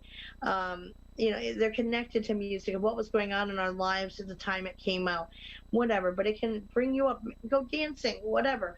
Watch a funny movie, read a funny book, or something lighter other than something drama filled or negative. Staying glued to the news stations. Oh my goddess, the amount of negativity that comes forward within the news. It's like that is where they want you to reside, is in a place of fear and anger and pain and misery and uncertainty. And they will do all that they can to promote you being in that place. Shut it off. Walk away. You can do it. Unplug. It's okay. The world won't stop spinning. Think of how many years we survived without the internet, without that all being tuned in every second of every day, and we live to tell the tale. Ooh, big idea there, right, guys? And that's one thing I love about this network, is that it is broadcast across the world on the radio, and people can still choose to watch the video of it, which I personally like video because it makes me, as I'm reading comments and chat and stuff, when I have it available to me, when my handy dandy tablet communicates with me on it, it almost makes me feel like sitting in a room with a group of friends and just discussing stuff. So video makes it a little more personal, but radio, from back in the day when I was in my superwoman mode of the drive was family, and I was a single mom, so everything was on my shoulders to make sure everything flew straight and was together, and to give my kid the best possible life I could, and balancing everything seamlessly, especially when I was still in college. The focus was always on the college work and the classes I was taking. Well, once in a while, to keep my sanity, I would need a break. And so my break was in the form of audiobooks. I would plug them in and put them in when throw it on when I was driving. I would, use a headset or whatever to listen to one in between classes as I was studying or whatever. And it would just separate just enough to where my mind could form the story in my head, and I would have that imagination and creativity coming out. Radio does the same thing, in that you can do other things, have hands free, and just listen in. Or if someone's telling a story, you create that yourself in your head. Yeah, gasp, use your own imagination for something. And if someone's describing a situation or a detail, you create that in your mind of what that would look like, or how someone would feel, or even how you would be in that situation. That's what radio does. It's a powerful tool, and I appreciate that about this network, that they do both. So that aside, back to the law of attraction stuff. So Abraham Hicks was, they travel around, and well, now because of the COVID stuff, and Esther is now kind of on the elderly side age-wise, she does more podcasts and satellite feed stuff than she does traveling to new locations and presenting live. But she would channel them through her. They would push her consciousness mostly aside to come through. And I like the setup of it because there's a mad ton of videos on YouTube about the different live sessions she would do. And in different locations. So they'd have an audience of people. So say this is a stage, and they would be, out there. So she would be standing facing them, of course, and she would choose one person to come down, and they would sit in a chair facing her with their backs to the audience so that they weren't embarrassed because somebody was, staring at them wrong, or they whatever. Their focus was strictly on her and answering the question that was being brought forth from them. And they could hear the answer, and she would work with them until they got the answer and then move on from there. So people used to bring forward and overthink it and complicate it to such a degree. Well, what if this? What if that? Well, what if you are this way or from this background? And the answer was always the same, is it doesn't matter if that is where you're from or who you are. It's that the law of attraction can work for anybody, and it's more about putting yourself into a positive place, and that the universe hears what you put out there and it comes back to you, because it's about balance. And so if you reside in a negative place all the time, your life is going to kind of suck. And if you focus on good things, well, the good stuff is going to come back to you, and that's going to be where you're going to reside. Well, I can say I kind of like the happiness. I kind of like the joy in my life. I kind of like things going in a good direction. So I find myself now really working to keep it there rather than just allowing the negative stuff to rule the roost in my head. If I encounter anything, it's not that I refuse to face anything or deal with anything bad, not at all, because let's face it, it is around us. However, some of those bad things out there, we can change simply by how we handle it, carry ourselves and our reactions to those things. Moving forward, it is up to us, and it is a choice, your free will, where you reside, and you do control how you think, how you feel, and how you respond. Nobody else does. Nobody can hurt you without you allowing them to hurt you. You have to give that permission. And if you don't give your permission, well, guess what? It won't happen. And not to such a degree as it always has, because you're taking control of that, and you are choosing your reaction and your response to people.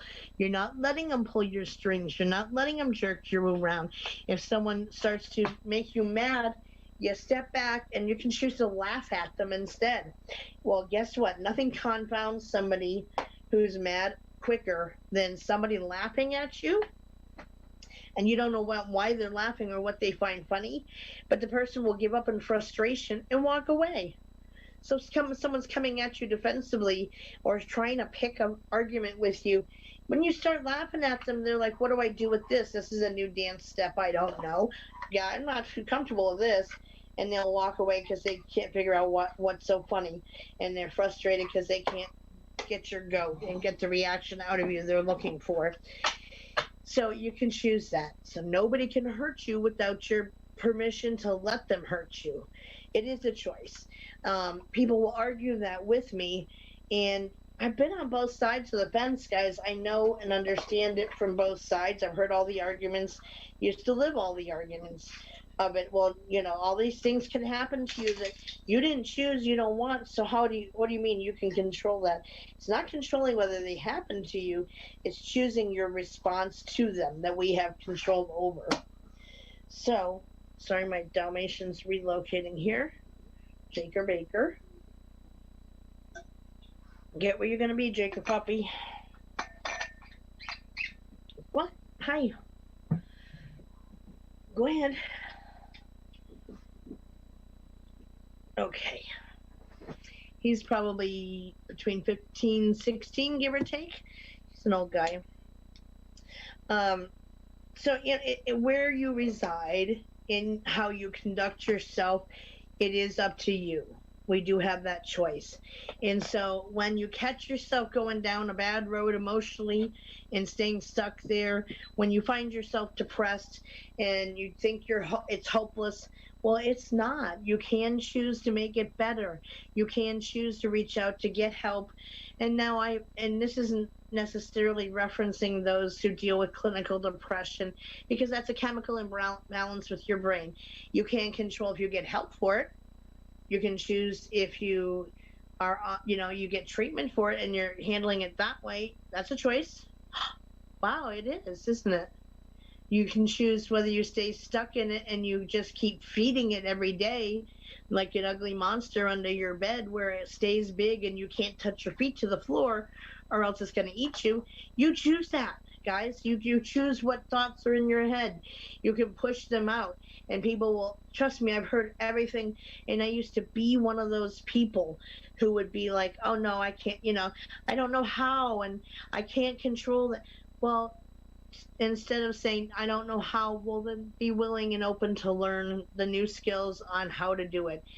Be willing and open to accept a new way of operating. See, that's what really scares people, is making changes to something that is unknown to them because they've always stayed in that one place. So moving on forward to somewhere being happy. Most people who come from a rough background, happiness is a foreign object. You may have been happy at times in your life, however, you didn't recognize that that was what happiness was, to want to recreate it. But once you identify that that is being happy, you will fight to keep it in your life as much as you can. So that's kind of the process I took in my life, with using the law of attraction, to where now that I'm in a good place, my mood's more stable, and no, not everything is hunky-dory and pretty with the bow on it in my life, far from it. However, how I handle it when things come at me, they're shorter duration, they don't last as long. I don't let my mood drag it out. I don't sit and have a massive bitch fest over it. Not to say I don't complain about something. I will. However, okay, you had your say on it. We know where you stand. So change it. Start turning it around to say, what is this here to teach me? What can I learn from this? Well, that puts a different spin on it, doesn't it? So you get out of the victim consciousness and start looking at solutions instead. Well, then, lo and behold, you start solving problems instead of making them. So it does, how you view it, how you process things, all that stuff. Yes, that is up to an individual to choose for themselves. Sorry, I spilled something all over everything. That is, where you go with it is up to you. And we can choose that. So the law of attraction is simply bringing more good, positivity into it is a choice you make. The more good you put out there, the universe is going to hear it and give more of it to you. Now, that was brought through the collection of soul beings known as Abraham Hicks, and they taught us that. Now, that's been the most recently known incarnation of a group of soul beings come through. Not to say there may not be individual things that come through for people, but that's the last grouping of them. Still actively happening. And just as a heads up for anybody who happens to be watching the video, because I have an elderly dog, bless you, who can't hold it when he has to go potty, I'm going to take him out, but I'll take you with me. Bear with any shakiness, etc. But I'll keep talking and keep it going. But yeah, he can't wait. And we don't want accidents in the house if we can avoid it. So when I let him out, I live in a very, very small town in upstate New York.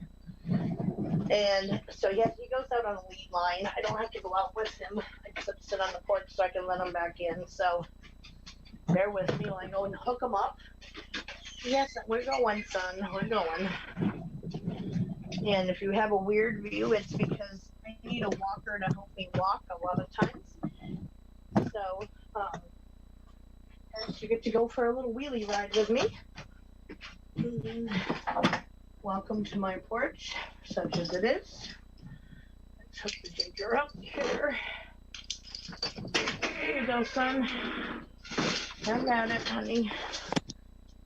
We'll make sure the world is safe here. He just really knows you with the neighbors. He wants to go exploring. Of course, he can't freely because we're more in town now, but it's all right. So, as far as the spirituality stuff goes, again, there have been a mad ton of supporters who follow them and those teachings still today. There are those who say, oh, that's crack shit. That's the, how do you know? And you can't prove that.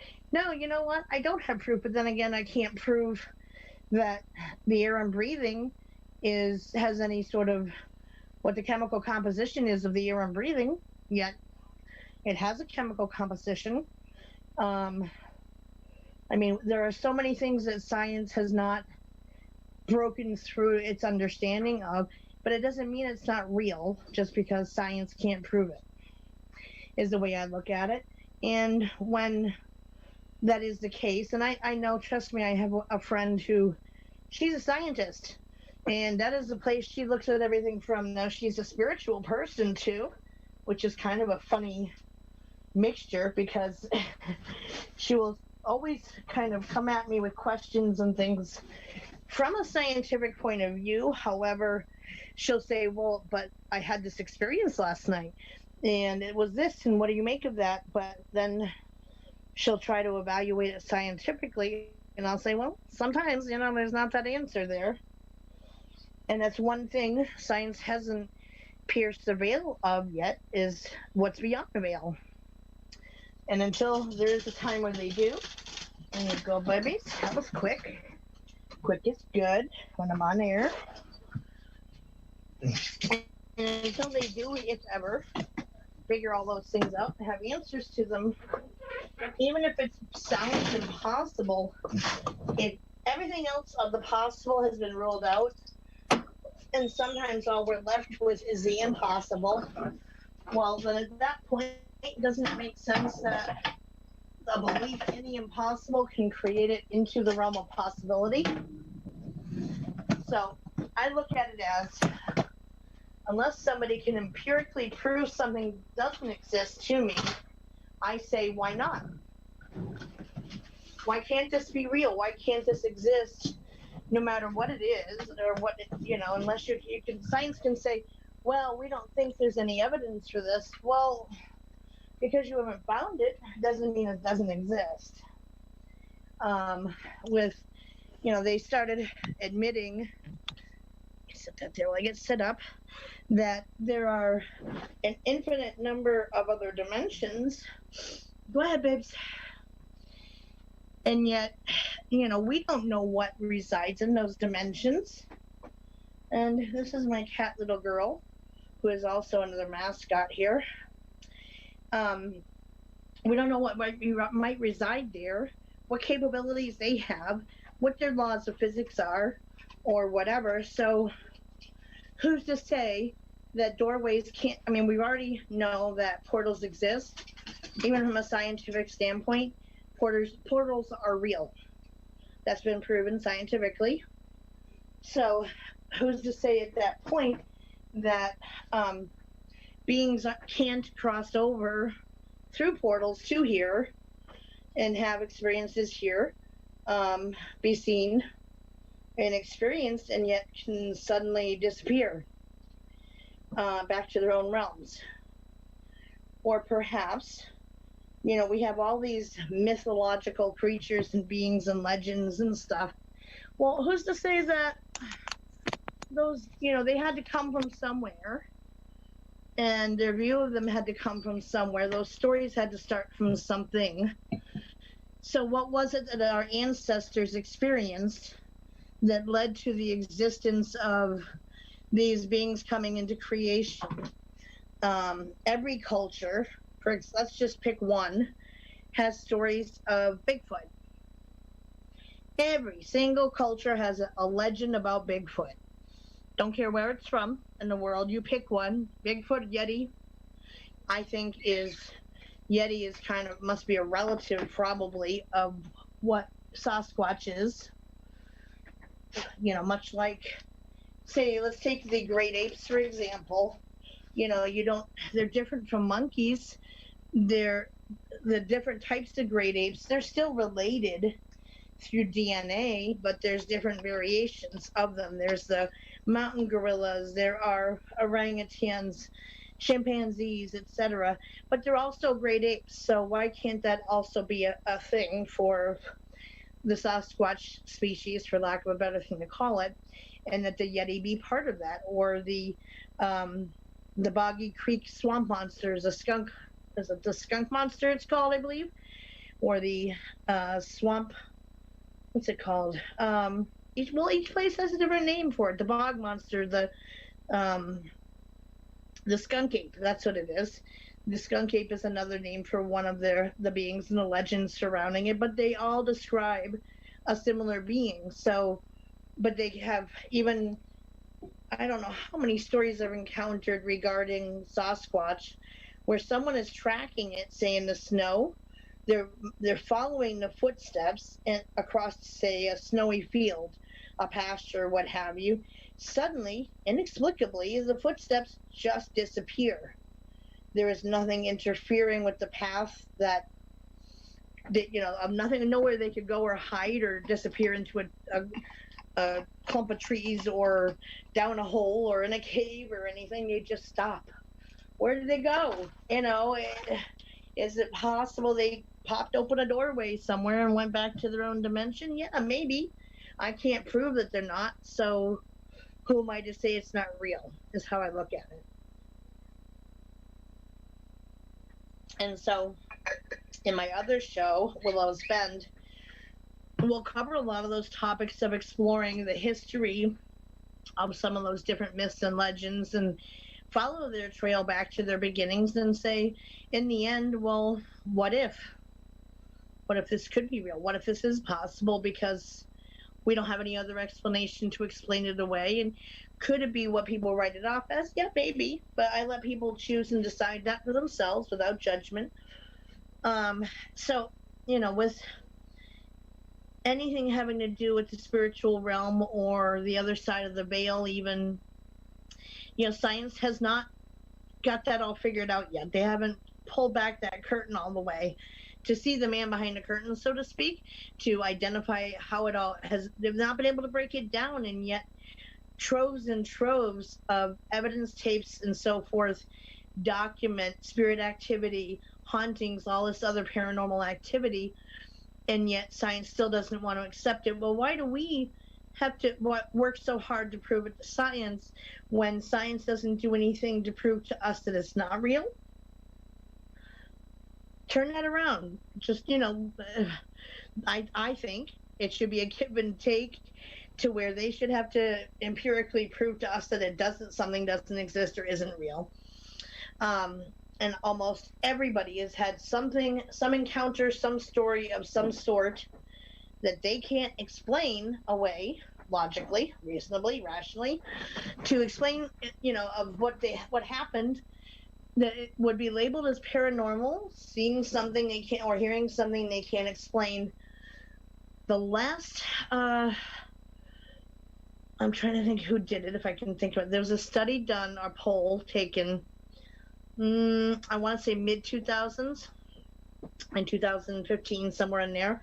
And at that time, over 80% of the population polled, they all said that they believed in at least the possibility of paranormal, other off-world beings, i.e. UFOs, aliens, etc., or the existence of mythological beasts, etc. Like over 80% are starting to say, okay, well, yeah, maybe, I don't know.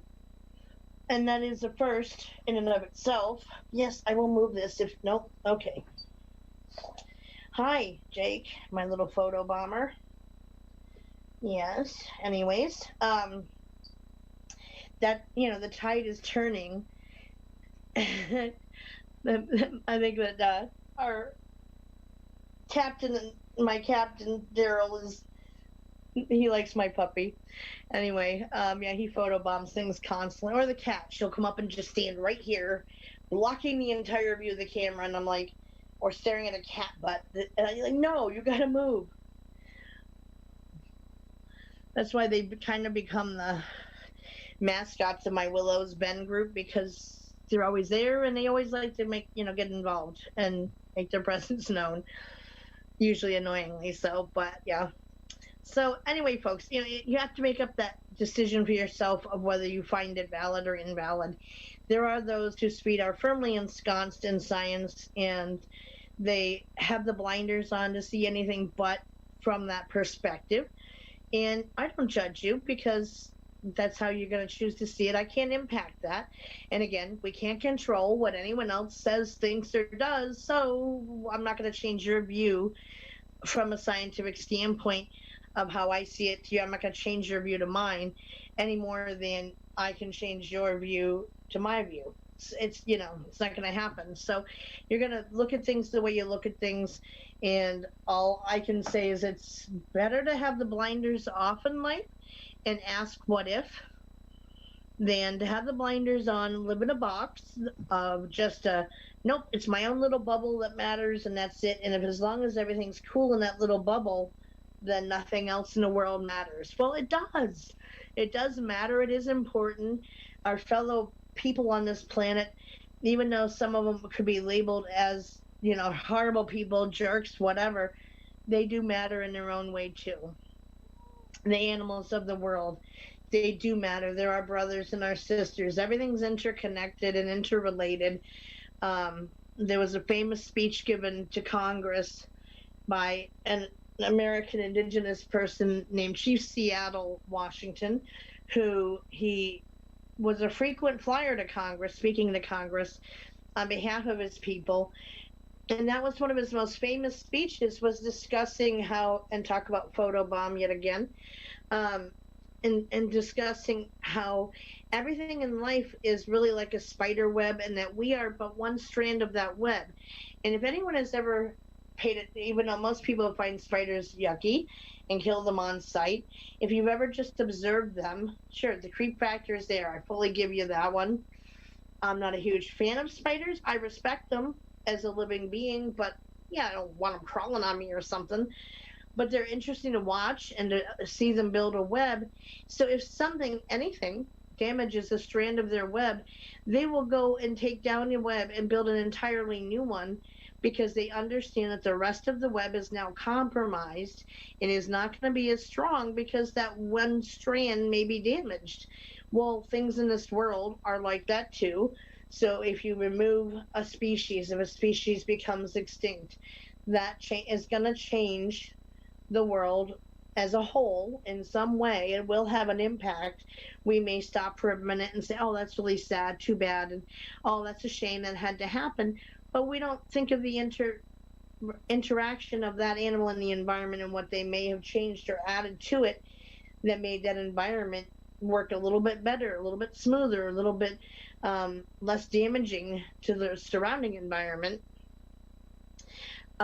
This hit home to me when probably, I don't know, I suck at timelines, but 3-4 months ago, I was reading an article about the reintroduction of wolves to Yellowstone National Park here in the U.S. And, there was always, back in the 20s and 30s, open season on wolves was the thing. Hunters were allowed to go out and kill them on sight just for being what they were, and they saw them as a threat to their, the farmers saw them as a threat to their livestock and so forth, without stopping to think that, they were pushing their terrain further and further back, giving them smaller and smaller areas to live on and to hunt on, and taking that from them. And it's saying that our lives are more important than yours, and what we have is more important than you. Well, to me, when you are any bit of a more enlightened person, you recognize that we're all on equal footing here, guys. That no species on this planet, whether we like it or not, it grosses us out or not, is any more important than any other. It all has a role to play in how smoothly the planet runs. So with the wolves, they were hunted to nearly extinction, unfortunately, and programs ended up cropping back up a good 20 to 40 years later, where they were breeding them in captivity, raising them in a very natural environment as possible, not as huge of a terrain as they would have in the wild, but keeping as closely as they could, limiting human interaction with them. And of course, then you always had those people who would breed dogs with wolves and stuff too, and then kick them out to the curb when they got too big to handle, or showed their more wolfy side of things in their behaviors and got more than they could handle. They would abandon them and whatever. But so there are rescues that still operate to take them out, understanding they can't function in the wild, and they provide a habitat for them. But those that were the pure wolf line, they were released back into Yellowstone National Park. Well, after just a handful of months of being allowed to just be themselves back in that in what would be their natural habitat, things started to change within the park. It became like a chain reaction. It was amazing the way they broke it down. I want to say the article was probably in like National Geographic or something, but it talked about how it even went as far as changing the course of the river that runs through the park, because wolves naturally will hunt their own, like the weakest or the oldest of different species, and kind of call the herd naturally. So if they're sick and they're not well, or they're old and they're slowing the rest of them down, or the health of the rest of the herd down, those are what they focus their hunting on. And so in that way, it keeps other species healthy and more stable. So through that process of simply their hunting practices, they ended up increasing the health of all the other species of animals within the park, so that more healthy animals were choosing a set locations on the river to become their watering holes, so to speak. So they would all frequent these one certain spots to go and drink from at different times of the day. And through doing that, it changed the course of the freaking river and created a whole new pathway for it.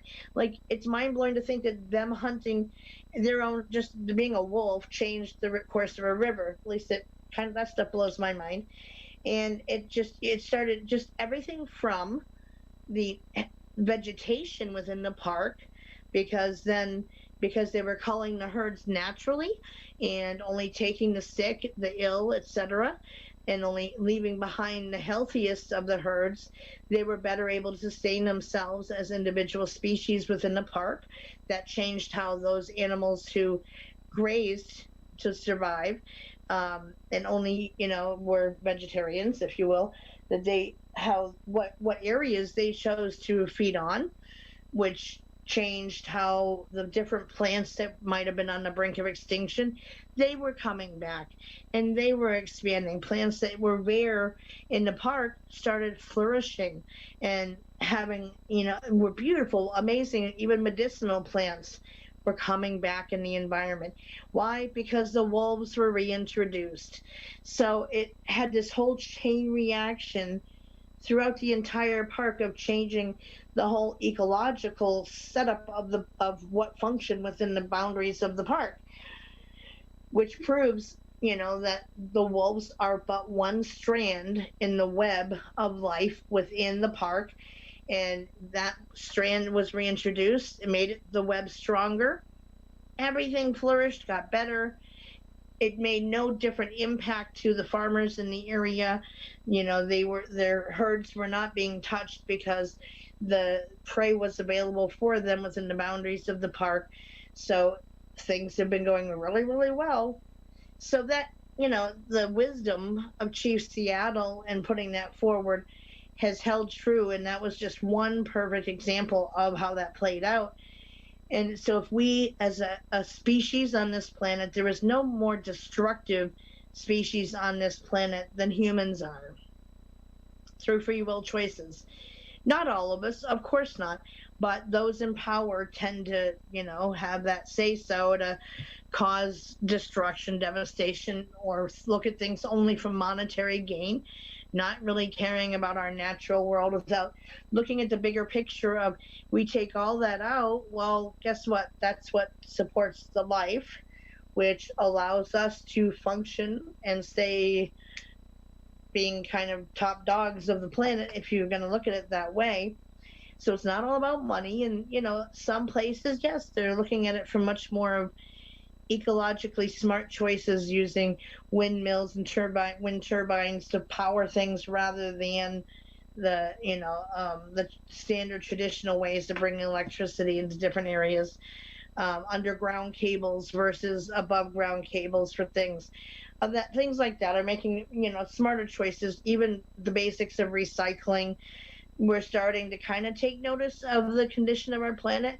And then the question remains, is it going to end up being too late? But it's something I think everybody needs to be aware of. Even those who are the elite powers in control of the world need to stop and look beyond their own wallets and see where things are and where they're heading, and that choice is up to us to make. But I don't want to go all political and so forth, and I'll stay all mystical instead, because I do better in that area. I honestly don't follow politics because, well, it's a number of reasons, and I don't agree with a lot of the decisions they make. And even the times in my life where I had been super active in it, my voice never ended up changing anything and counting in any meaningful way. So I step back from it. I observe. I pay attention.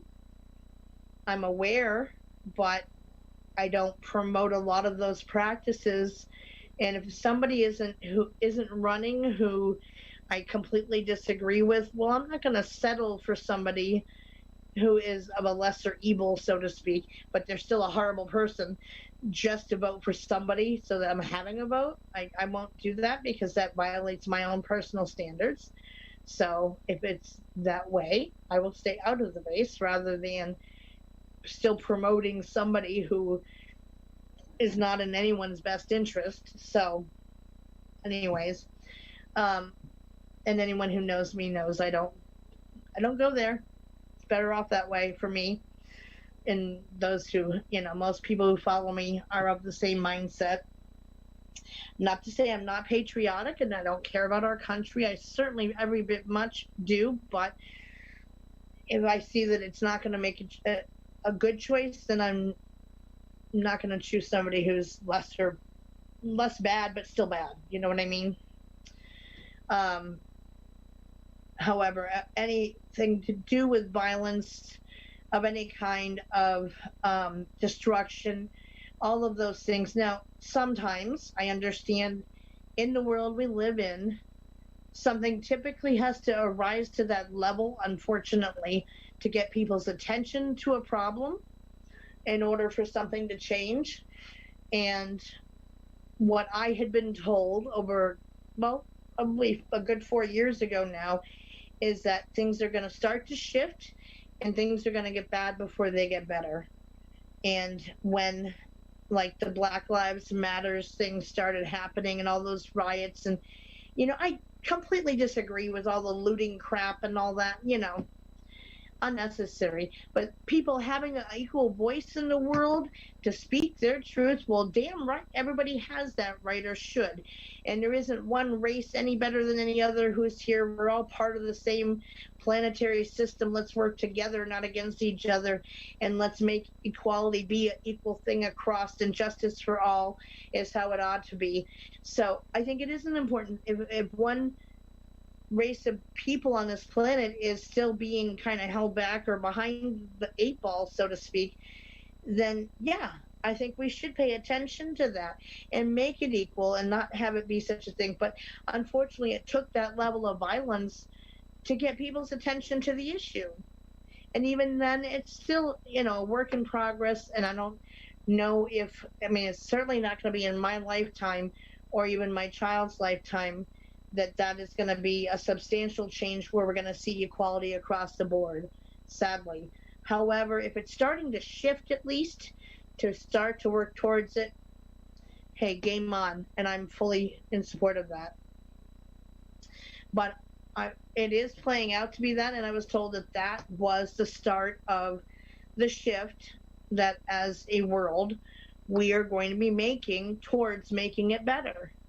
And sometimes you have to break down the existing systems in order to rebuild them better, fix what's broken, as much as you can. I mean, there is no system that can be put in place that is going to be 100% perfect, where 100% of everybody is happy with it. There's always going to be somebody who's crybabying in a corner about them not getting their own way with stuff and what have you. And well, get over it and compromise. Big deal. But there are more people who are becoming what in the spiritual community we call awakened, where it has nothing to do with losing your own foundation of beliefs, because I'm a firm supporter in the fact that no matter what direction you go with your ideologies in your life, what you grow educationally and so forth, you are never going to fully get away from what is your foundation of beliefs, and that's okay. Like, that's part of who you are. That was taught to you at a time when your personality was still forming in your life, and your personality is pretty well set by the age of 5. For the most of the rest of your life, you're pretty well who you're going to be by age 5. So that those things are taught to you from around that age frame, then that is going to stay with you. So you can't ever get rid of it completely, but you can go into it with the mind of the more open mindset, take the blinders off, and see outside of your box that there may be more to things than what you've been taught along the way, and simply examine what those things might be while keeping an open mind to say what if, to look at it from, instead of looking at what is different about every belief system, look where things are similar. Find the common ground across the board instead of worrying about the differences. And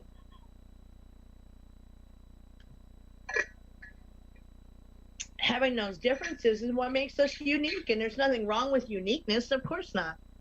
However, to find a common ground to start at, to be able to at least not judge, not shoot somebody down just for being the color of their skin, what they're dressed like, or what they call themselves as a label, that's an improvement. So I think being open-minded enough to look at that and step outside of the box in which you live, the bubble you live in, of your intimate world, of your friends, your immediate family and friends, and if everything's cool in there, the rest of the world must be okay. And I'm not going to see it because I don't care. I just want to know about my little family, my little bubble.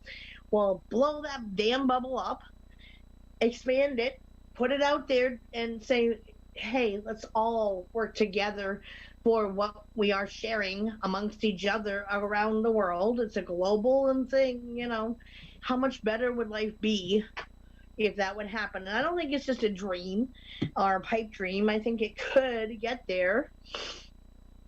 More and more people are having that awakening to recognize that there is more outside of life than just a little bubble or just what they may have been taught. There's always going to be those who won't ever get there. And all we can do is hold out our hands and say, I'm here if you need me. You can come walk with me and have a talk about it and discuss things, and hey, let's find that common ground. Or you can say, fuck off and go your own way. It is a choice. So how you conduct yourself from there is totally up to you. Well, I choose the path of spreading love and light as much as I can. Not to say I don't get pissed off at stuff. Boy, howdy, I got a nasty temper when it crops up. It doesn't last for long because I won't let it stay there, but it's been called everything from an Irish temper to just run and hide Donna's going off temper. However, I cut it short because I don't like who I become when that door gets cracked open, so I shut it down quick. Get that control back. Moving on. I think if more people were able to step back from that state of being, then, things might be getting a little better in their own lives. But again, everything is a choice of where you reside and the reality in which you create to live in. We are the creators of that. Whether you think you are or you're not, you are, really. Thought, emotion, and intention create. That's what beings on the other side tell me all the time. It's all about that. You focus your thought and your intention on something to make the change happen, it's going to change. It's going to shift. you're not going to suddenly win the lottery, marry the man or woman of your dreams, and go and live on the house on the hill, because it's not about those tangible things. You don't take them with you when you die. It's more about the other side, because that is more long lasting than, our lifetimes are a drop in the water, a drop of water in a bucket compared to how long things can last on the other side for, because time is more fluid over there and doesn't go in a straight line. So this is just a small piece of it, just a tiny little blip in the grand scheme of time. Think of how old the universe is. Pretty mind-boggling once you get into the millions of years time frame of thinking, and that we live on average 80 to 90. Sometimes you get somebody who lives into their early 100s range, but the average person dies 70, 80, 90 years old. Compared to millions, yeah, that's just a little tiny blip. So do your part while you're here to make things better overall, and then moving forward, the next generation picks up the mantle and keeps making it better. It'll get there. Or not, because it's free will. We have that gift. There are, in the spiritual community, different schools of thought from different people who bring forth messages from what they reference as higher beings or other dimensional beings. Some people find them valid, some don't. Some say it's all a bunch of BS, which it's your choice whether to even, those who call it BS tend to not even listen to them to give it a chance to hear what the message is. And they keep that kind of closed-minded outlook on them. But even if I don't fully reside in total acceptance of them, I don't look at it just because I'm a spiritual person. I don't look at it everything blindly. It has to resonate with me as truth or not first before I'll accept it as part of my truth. But going forward, so some of those, I'm kind of like, where are they going with this? But others, they hit home, and what they're talking about is accurate. How they view things isn't or doesn't have to be just a pipe dream of where things are going to be coming.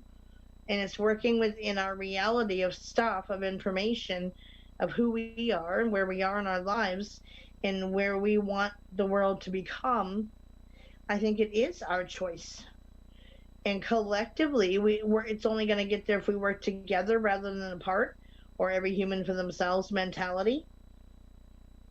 So that's how I view all that stuff. Let's see, kind of got off on different tangents tonight. Oh, it's terribly difficult without chat. I'm so used to having my members to bounce stuff off of and have open discussions with, and it's just not letting me access it tonight. And again, I apologize to those who follow me that I can't see comments and stuff tonight, and issues with the feed, I guess. I don't know, my tablet. I'm not a techno geek to know the in-depth workings of either one to understand. I just know if it's working or not working. It's not giving it to me, so I don't have that to access, so I'm completely winging it tonight.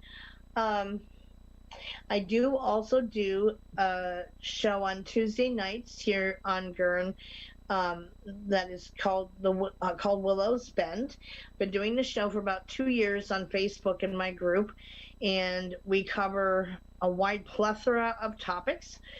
Everything. I mean, I let my members choose a topic each week, so we have a running list we have, and then at the end of each show, I present the topics, they vote on them, and then the majority rules, and that's what the following week's show ends up being. And so I try to have it very much be a audience controlled show, because if I'm not doing it for you all, then what's the point of doing it? So will go and find all I can to research it out, to present it from every angle that I can find on a topic, in order to give you the best possible understanding of any topic we're doing. So, yes, little girl, I know you're there, honey. Just to give you an example, now this is just one notebook. I have a bunch of them from all, I've only missed 2 shows in 2 years. One of which I was driving back from an event and couldn't go live. The other, it was a Facebook problem, so I couldn't go live for that. And that's it in 2 years. So a lot of topics been covered in that. Every week we would do a different show. And if I happen to get a topic voted in that, like this week, what got voted in, there really wasn't enough information on it to put a show together for. So we jumped to the next voted on topic. We did cats and spirituality, which is now part of the Gorton archives. So, I mean, for example, things we've covered in here just recently, we've covered like what is the Council of Five to what is lucid dreaming, Rh negative blood type and what that means. Are there actually pyramids in Antarctica and any evidence of that? Different ancient unexplained sites that archaeology and or science can't quite explain how they were built, and looking at those close up, of any theories out there of who the people were who built them, their history, etc. Jump ahead. Oh, watch out, kitten. Plum Island, what that was. Don't step on that, it's gonna go flying, Kit Kat. We have on the table sexuality in various cultures. So as you can see, like, anything is fair game. As long as I can find enough research material on it, nothing really is taboo as far as I'm concerned. I mean, of course, have to work within the boundaries of Facebook's rules and regulations of community standards, but there's been shows where I've channeled different, or not, well, not channeled, excuse me, talked to different soul beings in different shows and had conversations with them and had Q&A sessions with my members. Right now we have a lot of those, like Lincoln, or sorry, not Lincoln, Lincoln's one of them. People wanted me to see if I can connect to, but we have a lot of like mythological beings and stuff on the list to vote on. Ancient Egypt, I mean, gosh, anything's fair game in there. And again, I present all sides. I don't just pick a side and that's where I stand on it. Yes, I give my opinion during my show, of course. However, it's what does science think? What does religion think? And then I promote that my members use their own critical thinking skills, contribute to the conversation, and hey, what do you guys think? Truth, fact, or fiction? What would you change in it? What do you find valid, etc.? And let them have their own say, because I want people to think for themselves. Excuse me, I'm just gonna turn on my little space heater down here because my legs get cold from the draft. It's an old house I live in, and no matter what I have the house temperature set to, it's always just chilly in here. That's what it is. So that's on Tuesday nights on here now, 4 to 7 p.m. Get that one right, didn't I? Eastern Standard Time. For the last 2 years, I was on Facebook land only, and have kind of now come on board here and joined this team, and have the Thursday night spot in here as well from 4 to 7 for readings. Of course, that's depending on any callers that might come in. Tonight doesn't seem that there are any, because I'm a newbie on the block. I get it. Nobody knows whether I'm valid or not and whatever. I accept that, and I can't access any comments from YouTube or Facebook, so DOA with that. I also do readings on my page on Facebook, Beyond the Veil, on Fridays. This spot I might or might not keep yet. It depends how the week goes with how it ends, if it ends up being too much or not. We're weighing that out yet, but it's a possibility. But I definitely am going to be keeping the Tuesday spot and go from there. So I can always be found on Facebook in those places, Willow Spend, or on the page Beyond the Veil, or through Facebook Messenger under Donna Haku Walks the Land Gorton. And you can private message me with any questions or seeking a private reading, what have you. Happy to help in any way I can and hook you up, offer guidance, etc. Let's see, what else do I do? What else can we talk about? Trying to think of any other common questions I get from people regarding spiritual practices or the validity of them.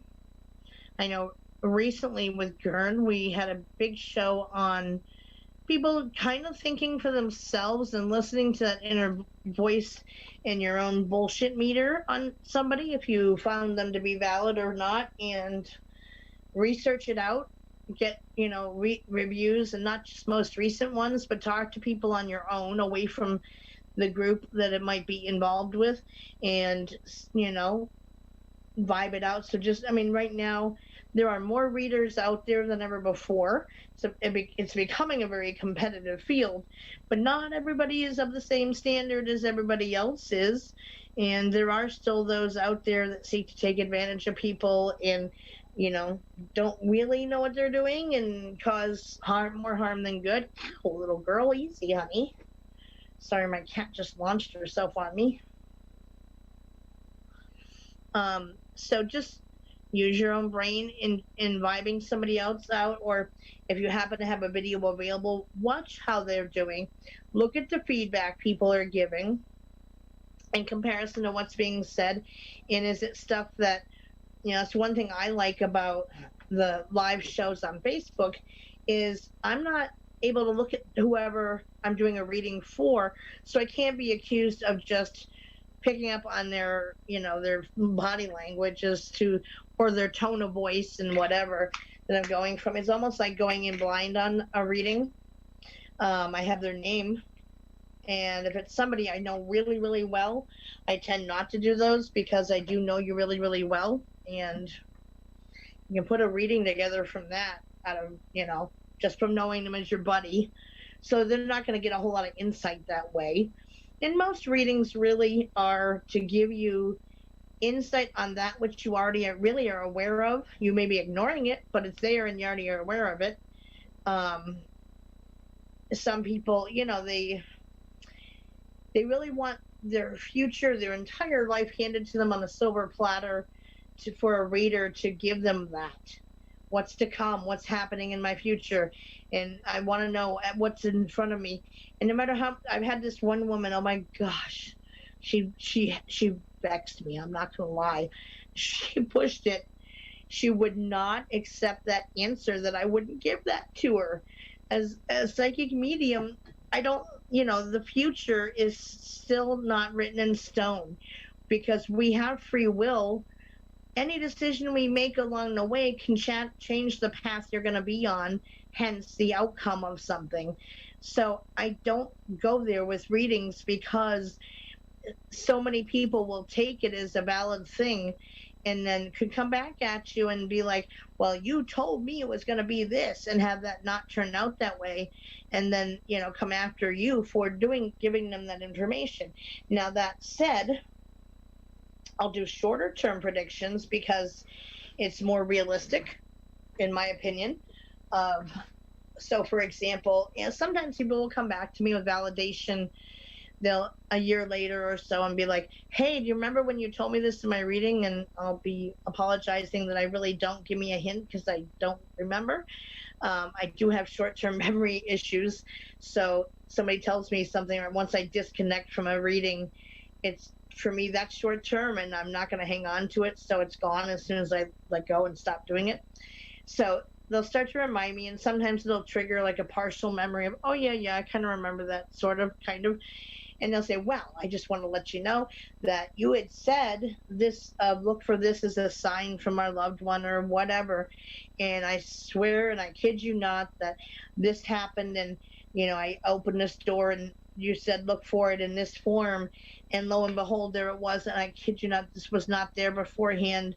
I'm in this space all the time and this never was there, and now suddenly it is, and there was the validation.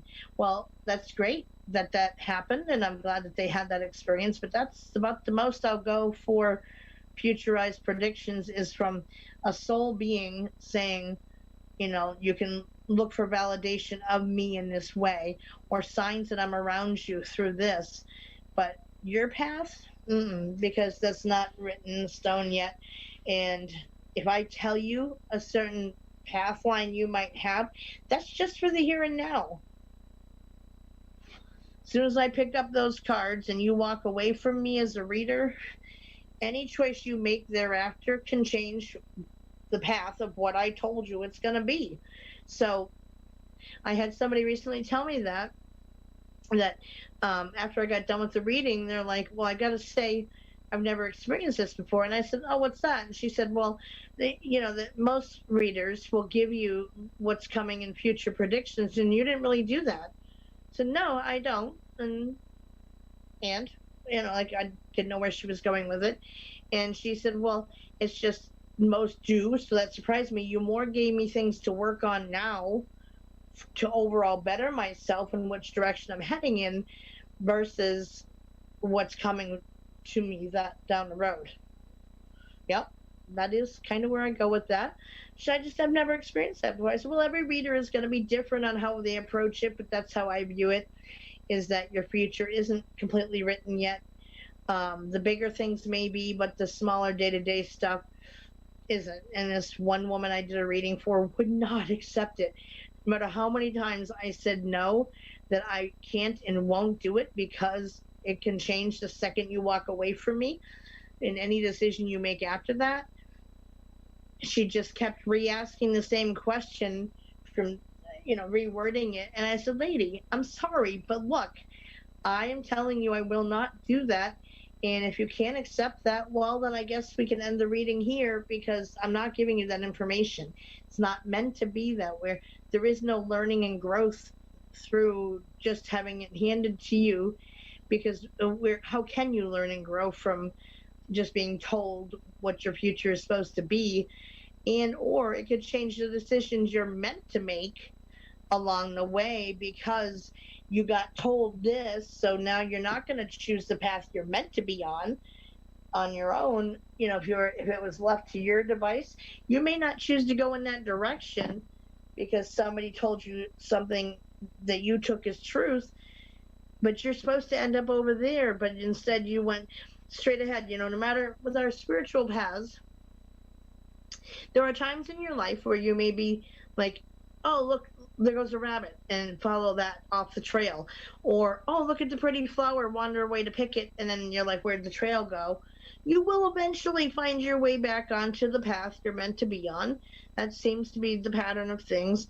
So those little side trips are normal, and you're going to have them in your life where you may not be going in the right direction, or your life may be in a really bad place, but you will eventually end up backward and going in the direction you're supposed to be in. And that's how I view it. So me telling you about a timeline of events off while you're chasing the rabbit that way isn't where you're meant to be. You're meant to kind of come back and find the path. So I'm not going to say that and give that information even if I get it, because anything you decide can change that for you. So I leave that for the individual to learn and discover on their own, to grow from and gain that and knowledge and lessons that you're meant to have while you're here, to grow from, to achieve why you got born into this life and set out to do. That's more of what it's supposed to be. So me telling you anything of the future, or any reader doing that for you, you have to at least leave with the understanding that whatever they told you, it can change the second you leave the reading and start going about your business again. Any choice you make can change that path line, and it's not going to be that from there out. So just make educated choices with the readers you hook up with or you align yourself with. There is nothing wrong with, even if you're just seeking it because it might be fun to have a reading. Just be smart about the choices and look at it from that perspective. Then what they're picking up on you from your now time, that is very possibly valid information. Or about your past, that's very valid, possible valid information. However, going forward, yeah, not so much. Or, am I going to find the love of my life? I get a lot of those questions. Am I going to find my perfect mate? What's my love life going to be? Well, it's not any choice you make. Yeah, they can come on your path, but are you going to stop and take notice of them? Or are you going to be in a bad headspace where you're not going to allow them to enter that close to you without pushing them away? But if I tell you, well, look for such and such a person, then you become completely open to anybody who fits that mold. You could end up with a horrible, horrible situation in person who is not your perfect mate. Um, it doesn't work that way. It's better to discover it on your own. Just stay open to possibilities and walk in that light rather than needing everything spelled out for you and handed to you on a silver platter. Sometimes the best possible growth that we experience comes from accidental happenings where we took a little side trip off of our path, had a little side exploration, and then came back to where we're meant to be. Sometimes that contains more learning in our life, more lifetime experiences that impact us in a good way or sometimes bad way. I mean, sometimes it can be a traumatic thing, and it's up to you whether you look at it from a standpoint of what is this here to teach me versus, oh, poor me, and living in the victim consciousness with it. You know, if you stay in that victim consciousness, there's no growth in that. Yeah, there's not. You're pity partying yourself. I personally don't allow pity parties. I don't want pity parties towards me, nor do I give them to others. I'll hold your hand through something if you need hand holding to help you through and over something.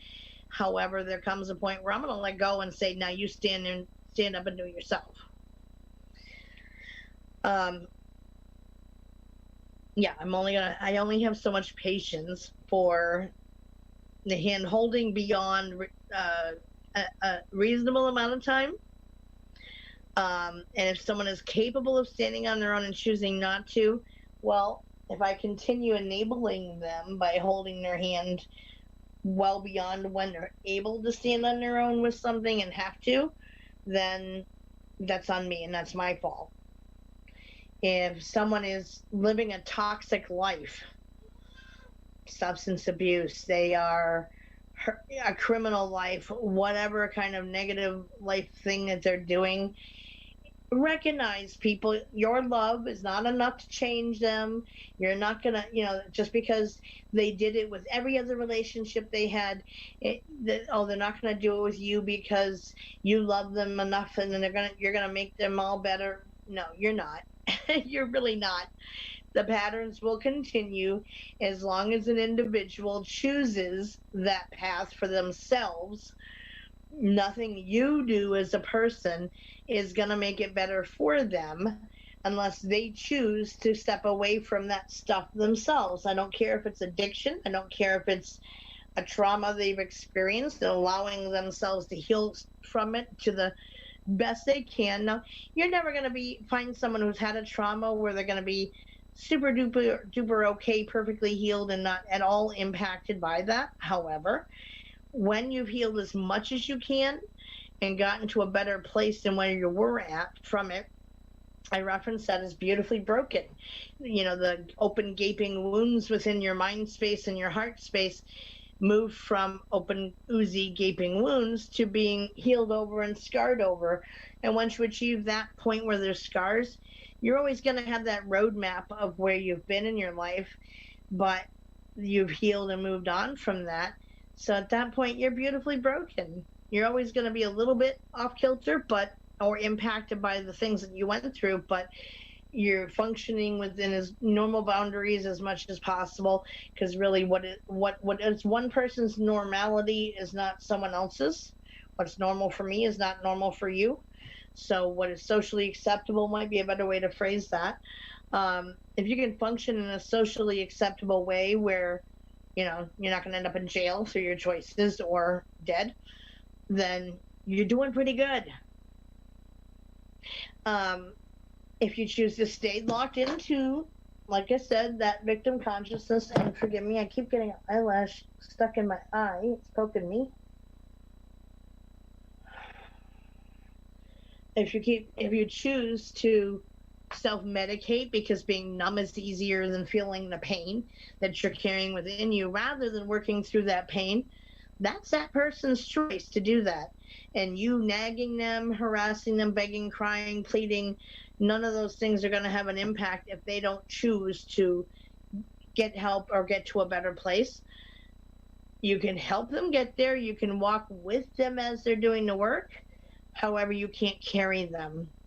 If someone has a mental illness and their brain is just wired wrong compared to the rest of the majority of people, or have a chemical imbalance in there, whatever it is, your love cannot magically undo that and make them, operate within socially accepted behaviors.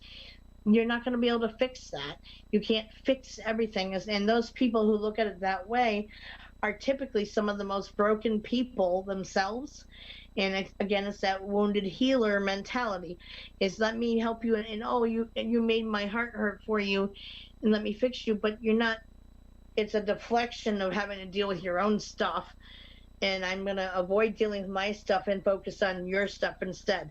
Well, your stuff is still going to be there, building up, energy levels of staying in a bad place underneath the surface for you, but hey, let's avoid it by dealing with your stuff instead. That's never healthy to do it that way. So, I've encountered that many times in my life. There's a lot of mental illness in my family, amongst other members. I've been cleared by a psychiatrist, who said that, all things considered of what I've been through in my life, I'm good. So I revel in that fact that I got that as a message, considering that said, physically I have a lot of issues because of car accidents I've been in that other people have caused and so forth, whatever. But it's led me to be here, and I'm okay with that. It is what it is, and I'm where I'm at because it's where the universe wants to put me and where I'm supposed to be. So make the most of it, do the best of it that you can with it, and be the best person you can be going forward, and that's all anyone can do. It's how I look at it. So I think if everybody were able to look at things from that perspective, life would improve overall for most people. But instead, people tend to stay stuck in that, off-kilter place where they want to avoid facing their own pain or traumas, or letting it go because they don't know how, or not wanting to let it go because it's what they've always carried, and life without it, they can't imagine what that would be like, and that is at least what they do know what to expect from it. So hey, I'm going to keep pulling this behind me in the little red wagon everywhere I go because I'm so used to it being there, and I'm not going to give up my little red wagon for anybody. And and if anybody tries to take it from me, I'm going to pick up my marbles and go home. Well, that's your choice to do. And again, I can't impact those choices, so I walk away from that stuff. If someone chooses to reside in that place, cool. Okay, that's your choice to stay there. But here, you forgot your Aggie marble. You want me to say, I cannot heal you if you don't want to be healed. So bye. I'm not going to stay stuck on somebody. Been there, done it, got the t-shirt, and the t-shirt didn't fit. So guess what? I want my money back. You can't, once I learned that lesson that I can't impact what anyone else does, says, or thinks, and I started internalizing it and thinking about it, well, you know what? How much strife in this life and turmoil is caused, and how much time do we spend trying to get everybody else on the same page as we're at, and not only on the same page, and I often joke with my friends that, not only the same page, but the same book, even, to get them to see things from our own perspective. How much time is wasted trying to do that if they're not there? And how much frustration, how many tears, how many years of our lives are wasted trying to get people to see it from our own perspective, instead of just accepting their perspective, that they're not ready to change, and I can't impact that. So I'm heading to the door now, and this from here forward is going to be an off limits topic. So if you bring it up to talk about it and you want to live in that drama of it, I'm going to switch gears, or I'll disconnect. I'll end a conversation if I can't get someone off of that topic, because that's your drama, not mine.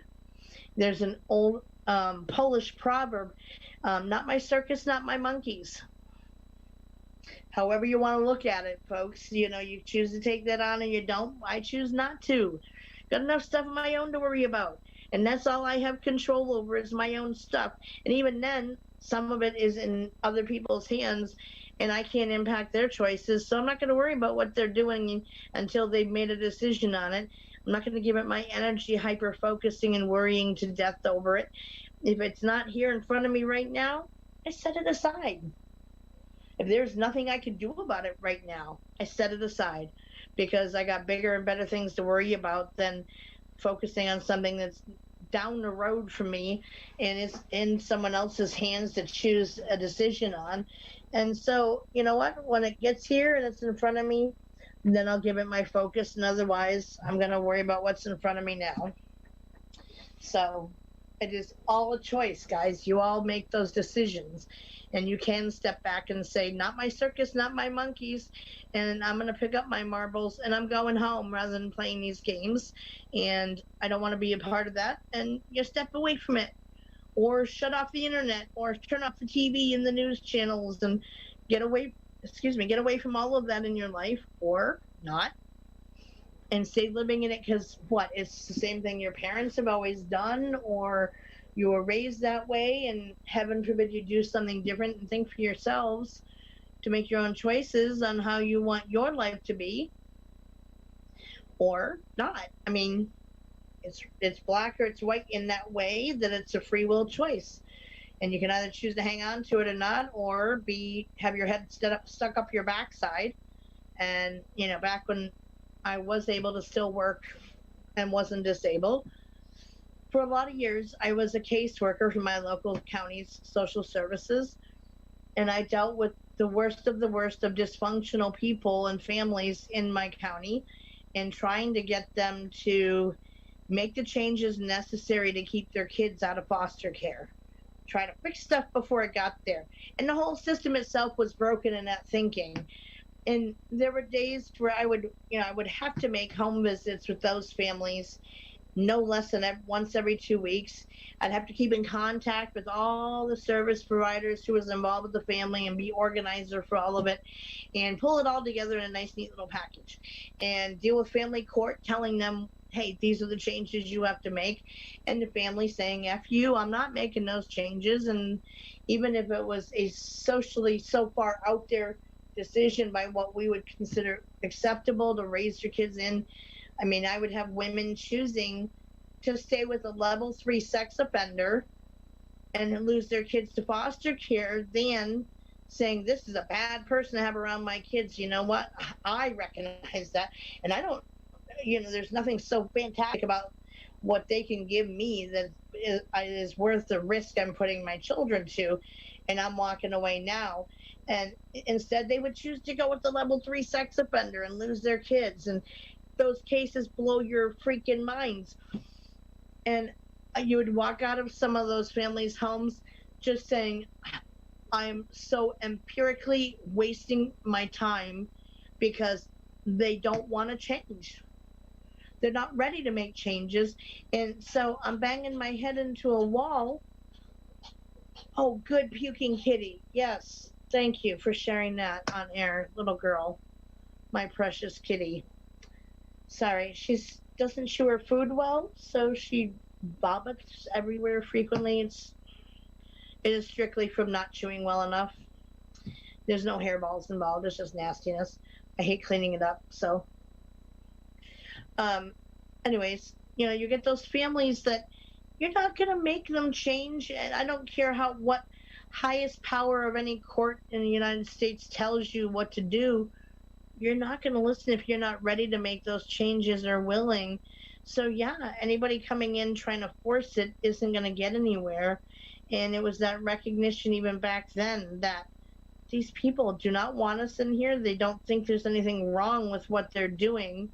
And so at that point, I would say, okay, well, if their children end up in care because of this, they're better off being in care in a stable environment than being stuck living that as a life and settling for less, coming out completely scarred from those experiences than the experiences of getting used to being in a stable foster home.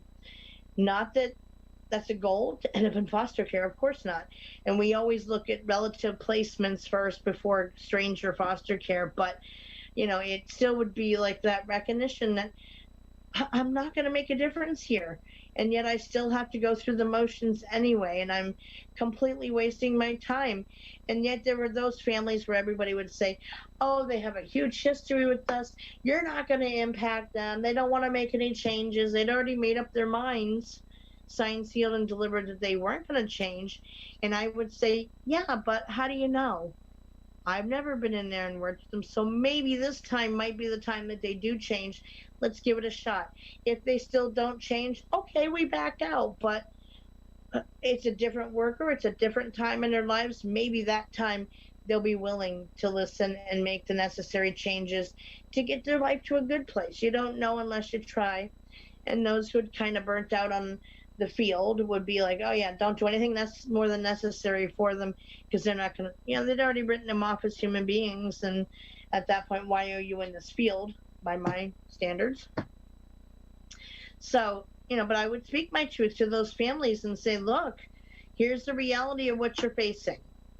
And if these aren't done because the court is saying so, here's your reality. If you can accept that as a consequence of your actions, and your actions mean more to you than your children do, then I can't do anything more for you with that, if that's where you reside. And so, if smoking inside the home when you want your children who have known asthma issues is going to be your choice, and you can not have visits with your kids at home if you do, because you won't stop smoking inside, if that's your choice, I can't make that choice, so then you don't have home visits. That's where it's going to go. But you would have those heartbreaking moments where the children, there would be certain times where I had a relationship with a child and we really connected, and my supervisor, it came down to where, yes, the child had to be taken into foster care because there was no choice. Things had been going on long enough. It was negatively impacting them. The decision had been made that they were to be taken custody of and removed. It wasn't done lightly ever. And I intentionally avoided working in the foster care unit because of the heart issue. I couldn't do it. She gave me my favorite kids on my caseload, and the decision had been handed down that they would be coming into care. And it was, you go do it, Donna, because you have a relationship with her. This little kindergartner, blonde hair, big blue eyes, and she didn't understand, and she was a very positive kid by nature. So she was bouncing around everybody. When I took her in my office in the school and I kind of explained what was going to happen and why, as best as I could, to have her understand what was going on and what the plan was, she comes busting out of my office, and I'm going to go to foster care, and I'm going to go stay here. And she thought it was all kind of cool before she started processing it. On the way to the foster home, she starts from the back seat, and she's of course belted in, and I'm up front driving her to the foster home, just trying my best to hold it together, knowing how hard this was. And she asks, why don't mommy and daddy love me enough to do what they have to do so I don't have to go to foster care? How do you handle that with a 6-year-old child? And I had to kind of BS my way through it while choking back the tears to say, I don't know, honey. Sometimes things are, adults make bad decisions too, and you can't make them change. It's not that they don't love you enough. It is that they don't understand that they can change, and it's okay to change, and it'll be okay. And those were the nights that you would go home and you would just hug your own kid all the more tighter. And your kid, I don't want to cry while talking about the memory of it, but your own kid would say, Mommy, what's wrong? Why, I feel like you're upset about something. And no, I'm okay. It's okay. Don't worry. I love you. And that is all I can say is I love you. And, people have to make their own choices, and we can't impact that, is my ultimate message, I guess, for tonight. Since, again, things aren't working right for chat, for messages, for readings, or whatever, is don't be afraid. We were given the gift of free will, so make good choices because they do matter. And you can make a difference if you choose to, or you can stay stuck. because it is your choice.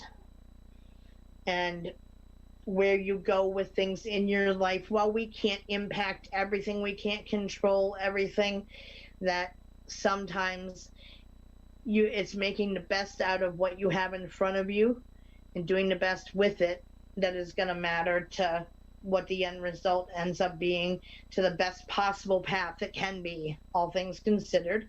And if it's going to go badly, well, then maybe it's a look at it from, what is this here to teach me? What can I learn from this? And then, okay, got it, move on to the next. And that's the best we can do. Nobody has all the answers. Nobody has that magic know-all, see-all crystal ball in this life for anything. I don't care what reader you are, what gifts you have. Nobody has every single answer to the universe out there except the other side, beyond the veil. But, you know, it's do the best you can, make the best possible choices you can with the most information you can get on a decision that needs to be made before you make it, if you can. And in the moment, think on your feet, but think with your head and your heart, not just one or just the other. Integration, make them both work together. It's okay. You know, it's not going to hurt too badly by doing so. And it can happen to get you into a better place. And that's the best you can do, is the best you can do. And to understand that sometimes, even if it may not be 100% success, or making the most money in a job, or having the nicest car to drive, if at the end of the day you can lay your head on your pillow to say, I did the best I could with what I had to work with, then that is the best you can do, and that has to be enough. So I guess that would be the message I would probably end with for tonight. For all of you, is think before you act, where you can, and if not, well, try to at least think good on your feet in the moment. You know, it's not going to always come out with the right decision, but there's always learning and growth, even if it's a bad choice. It's up to you from that. We can't control it all, but, you know, it can go as good as it can go. And where, if it's not good, well, there's still learning in that to gain. There's still wisdom to learn from that. And you can always grow and expand. Don't ever close yourself into a box, because Pandora's box will open up on you and jump out at you in the middle of the night, and you don't want that. So keep being willing to grow, and keep that box lid open and the sides down. Keep moving forward. And I love and light to all of you. And I hope everyone stays as healthy and well as possible out there, and safe. Take care of each other. Be good to each other. And I think I'll end there tonight.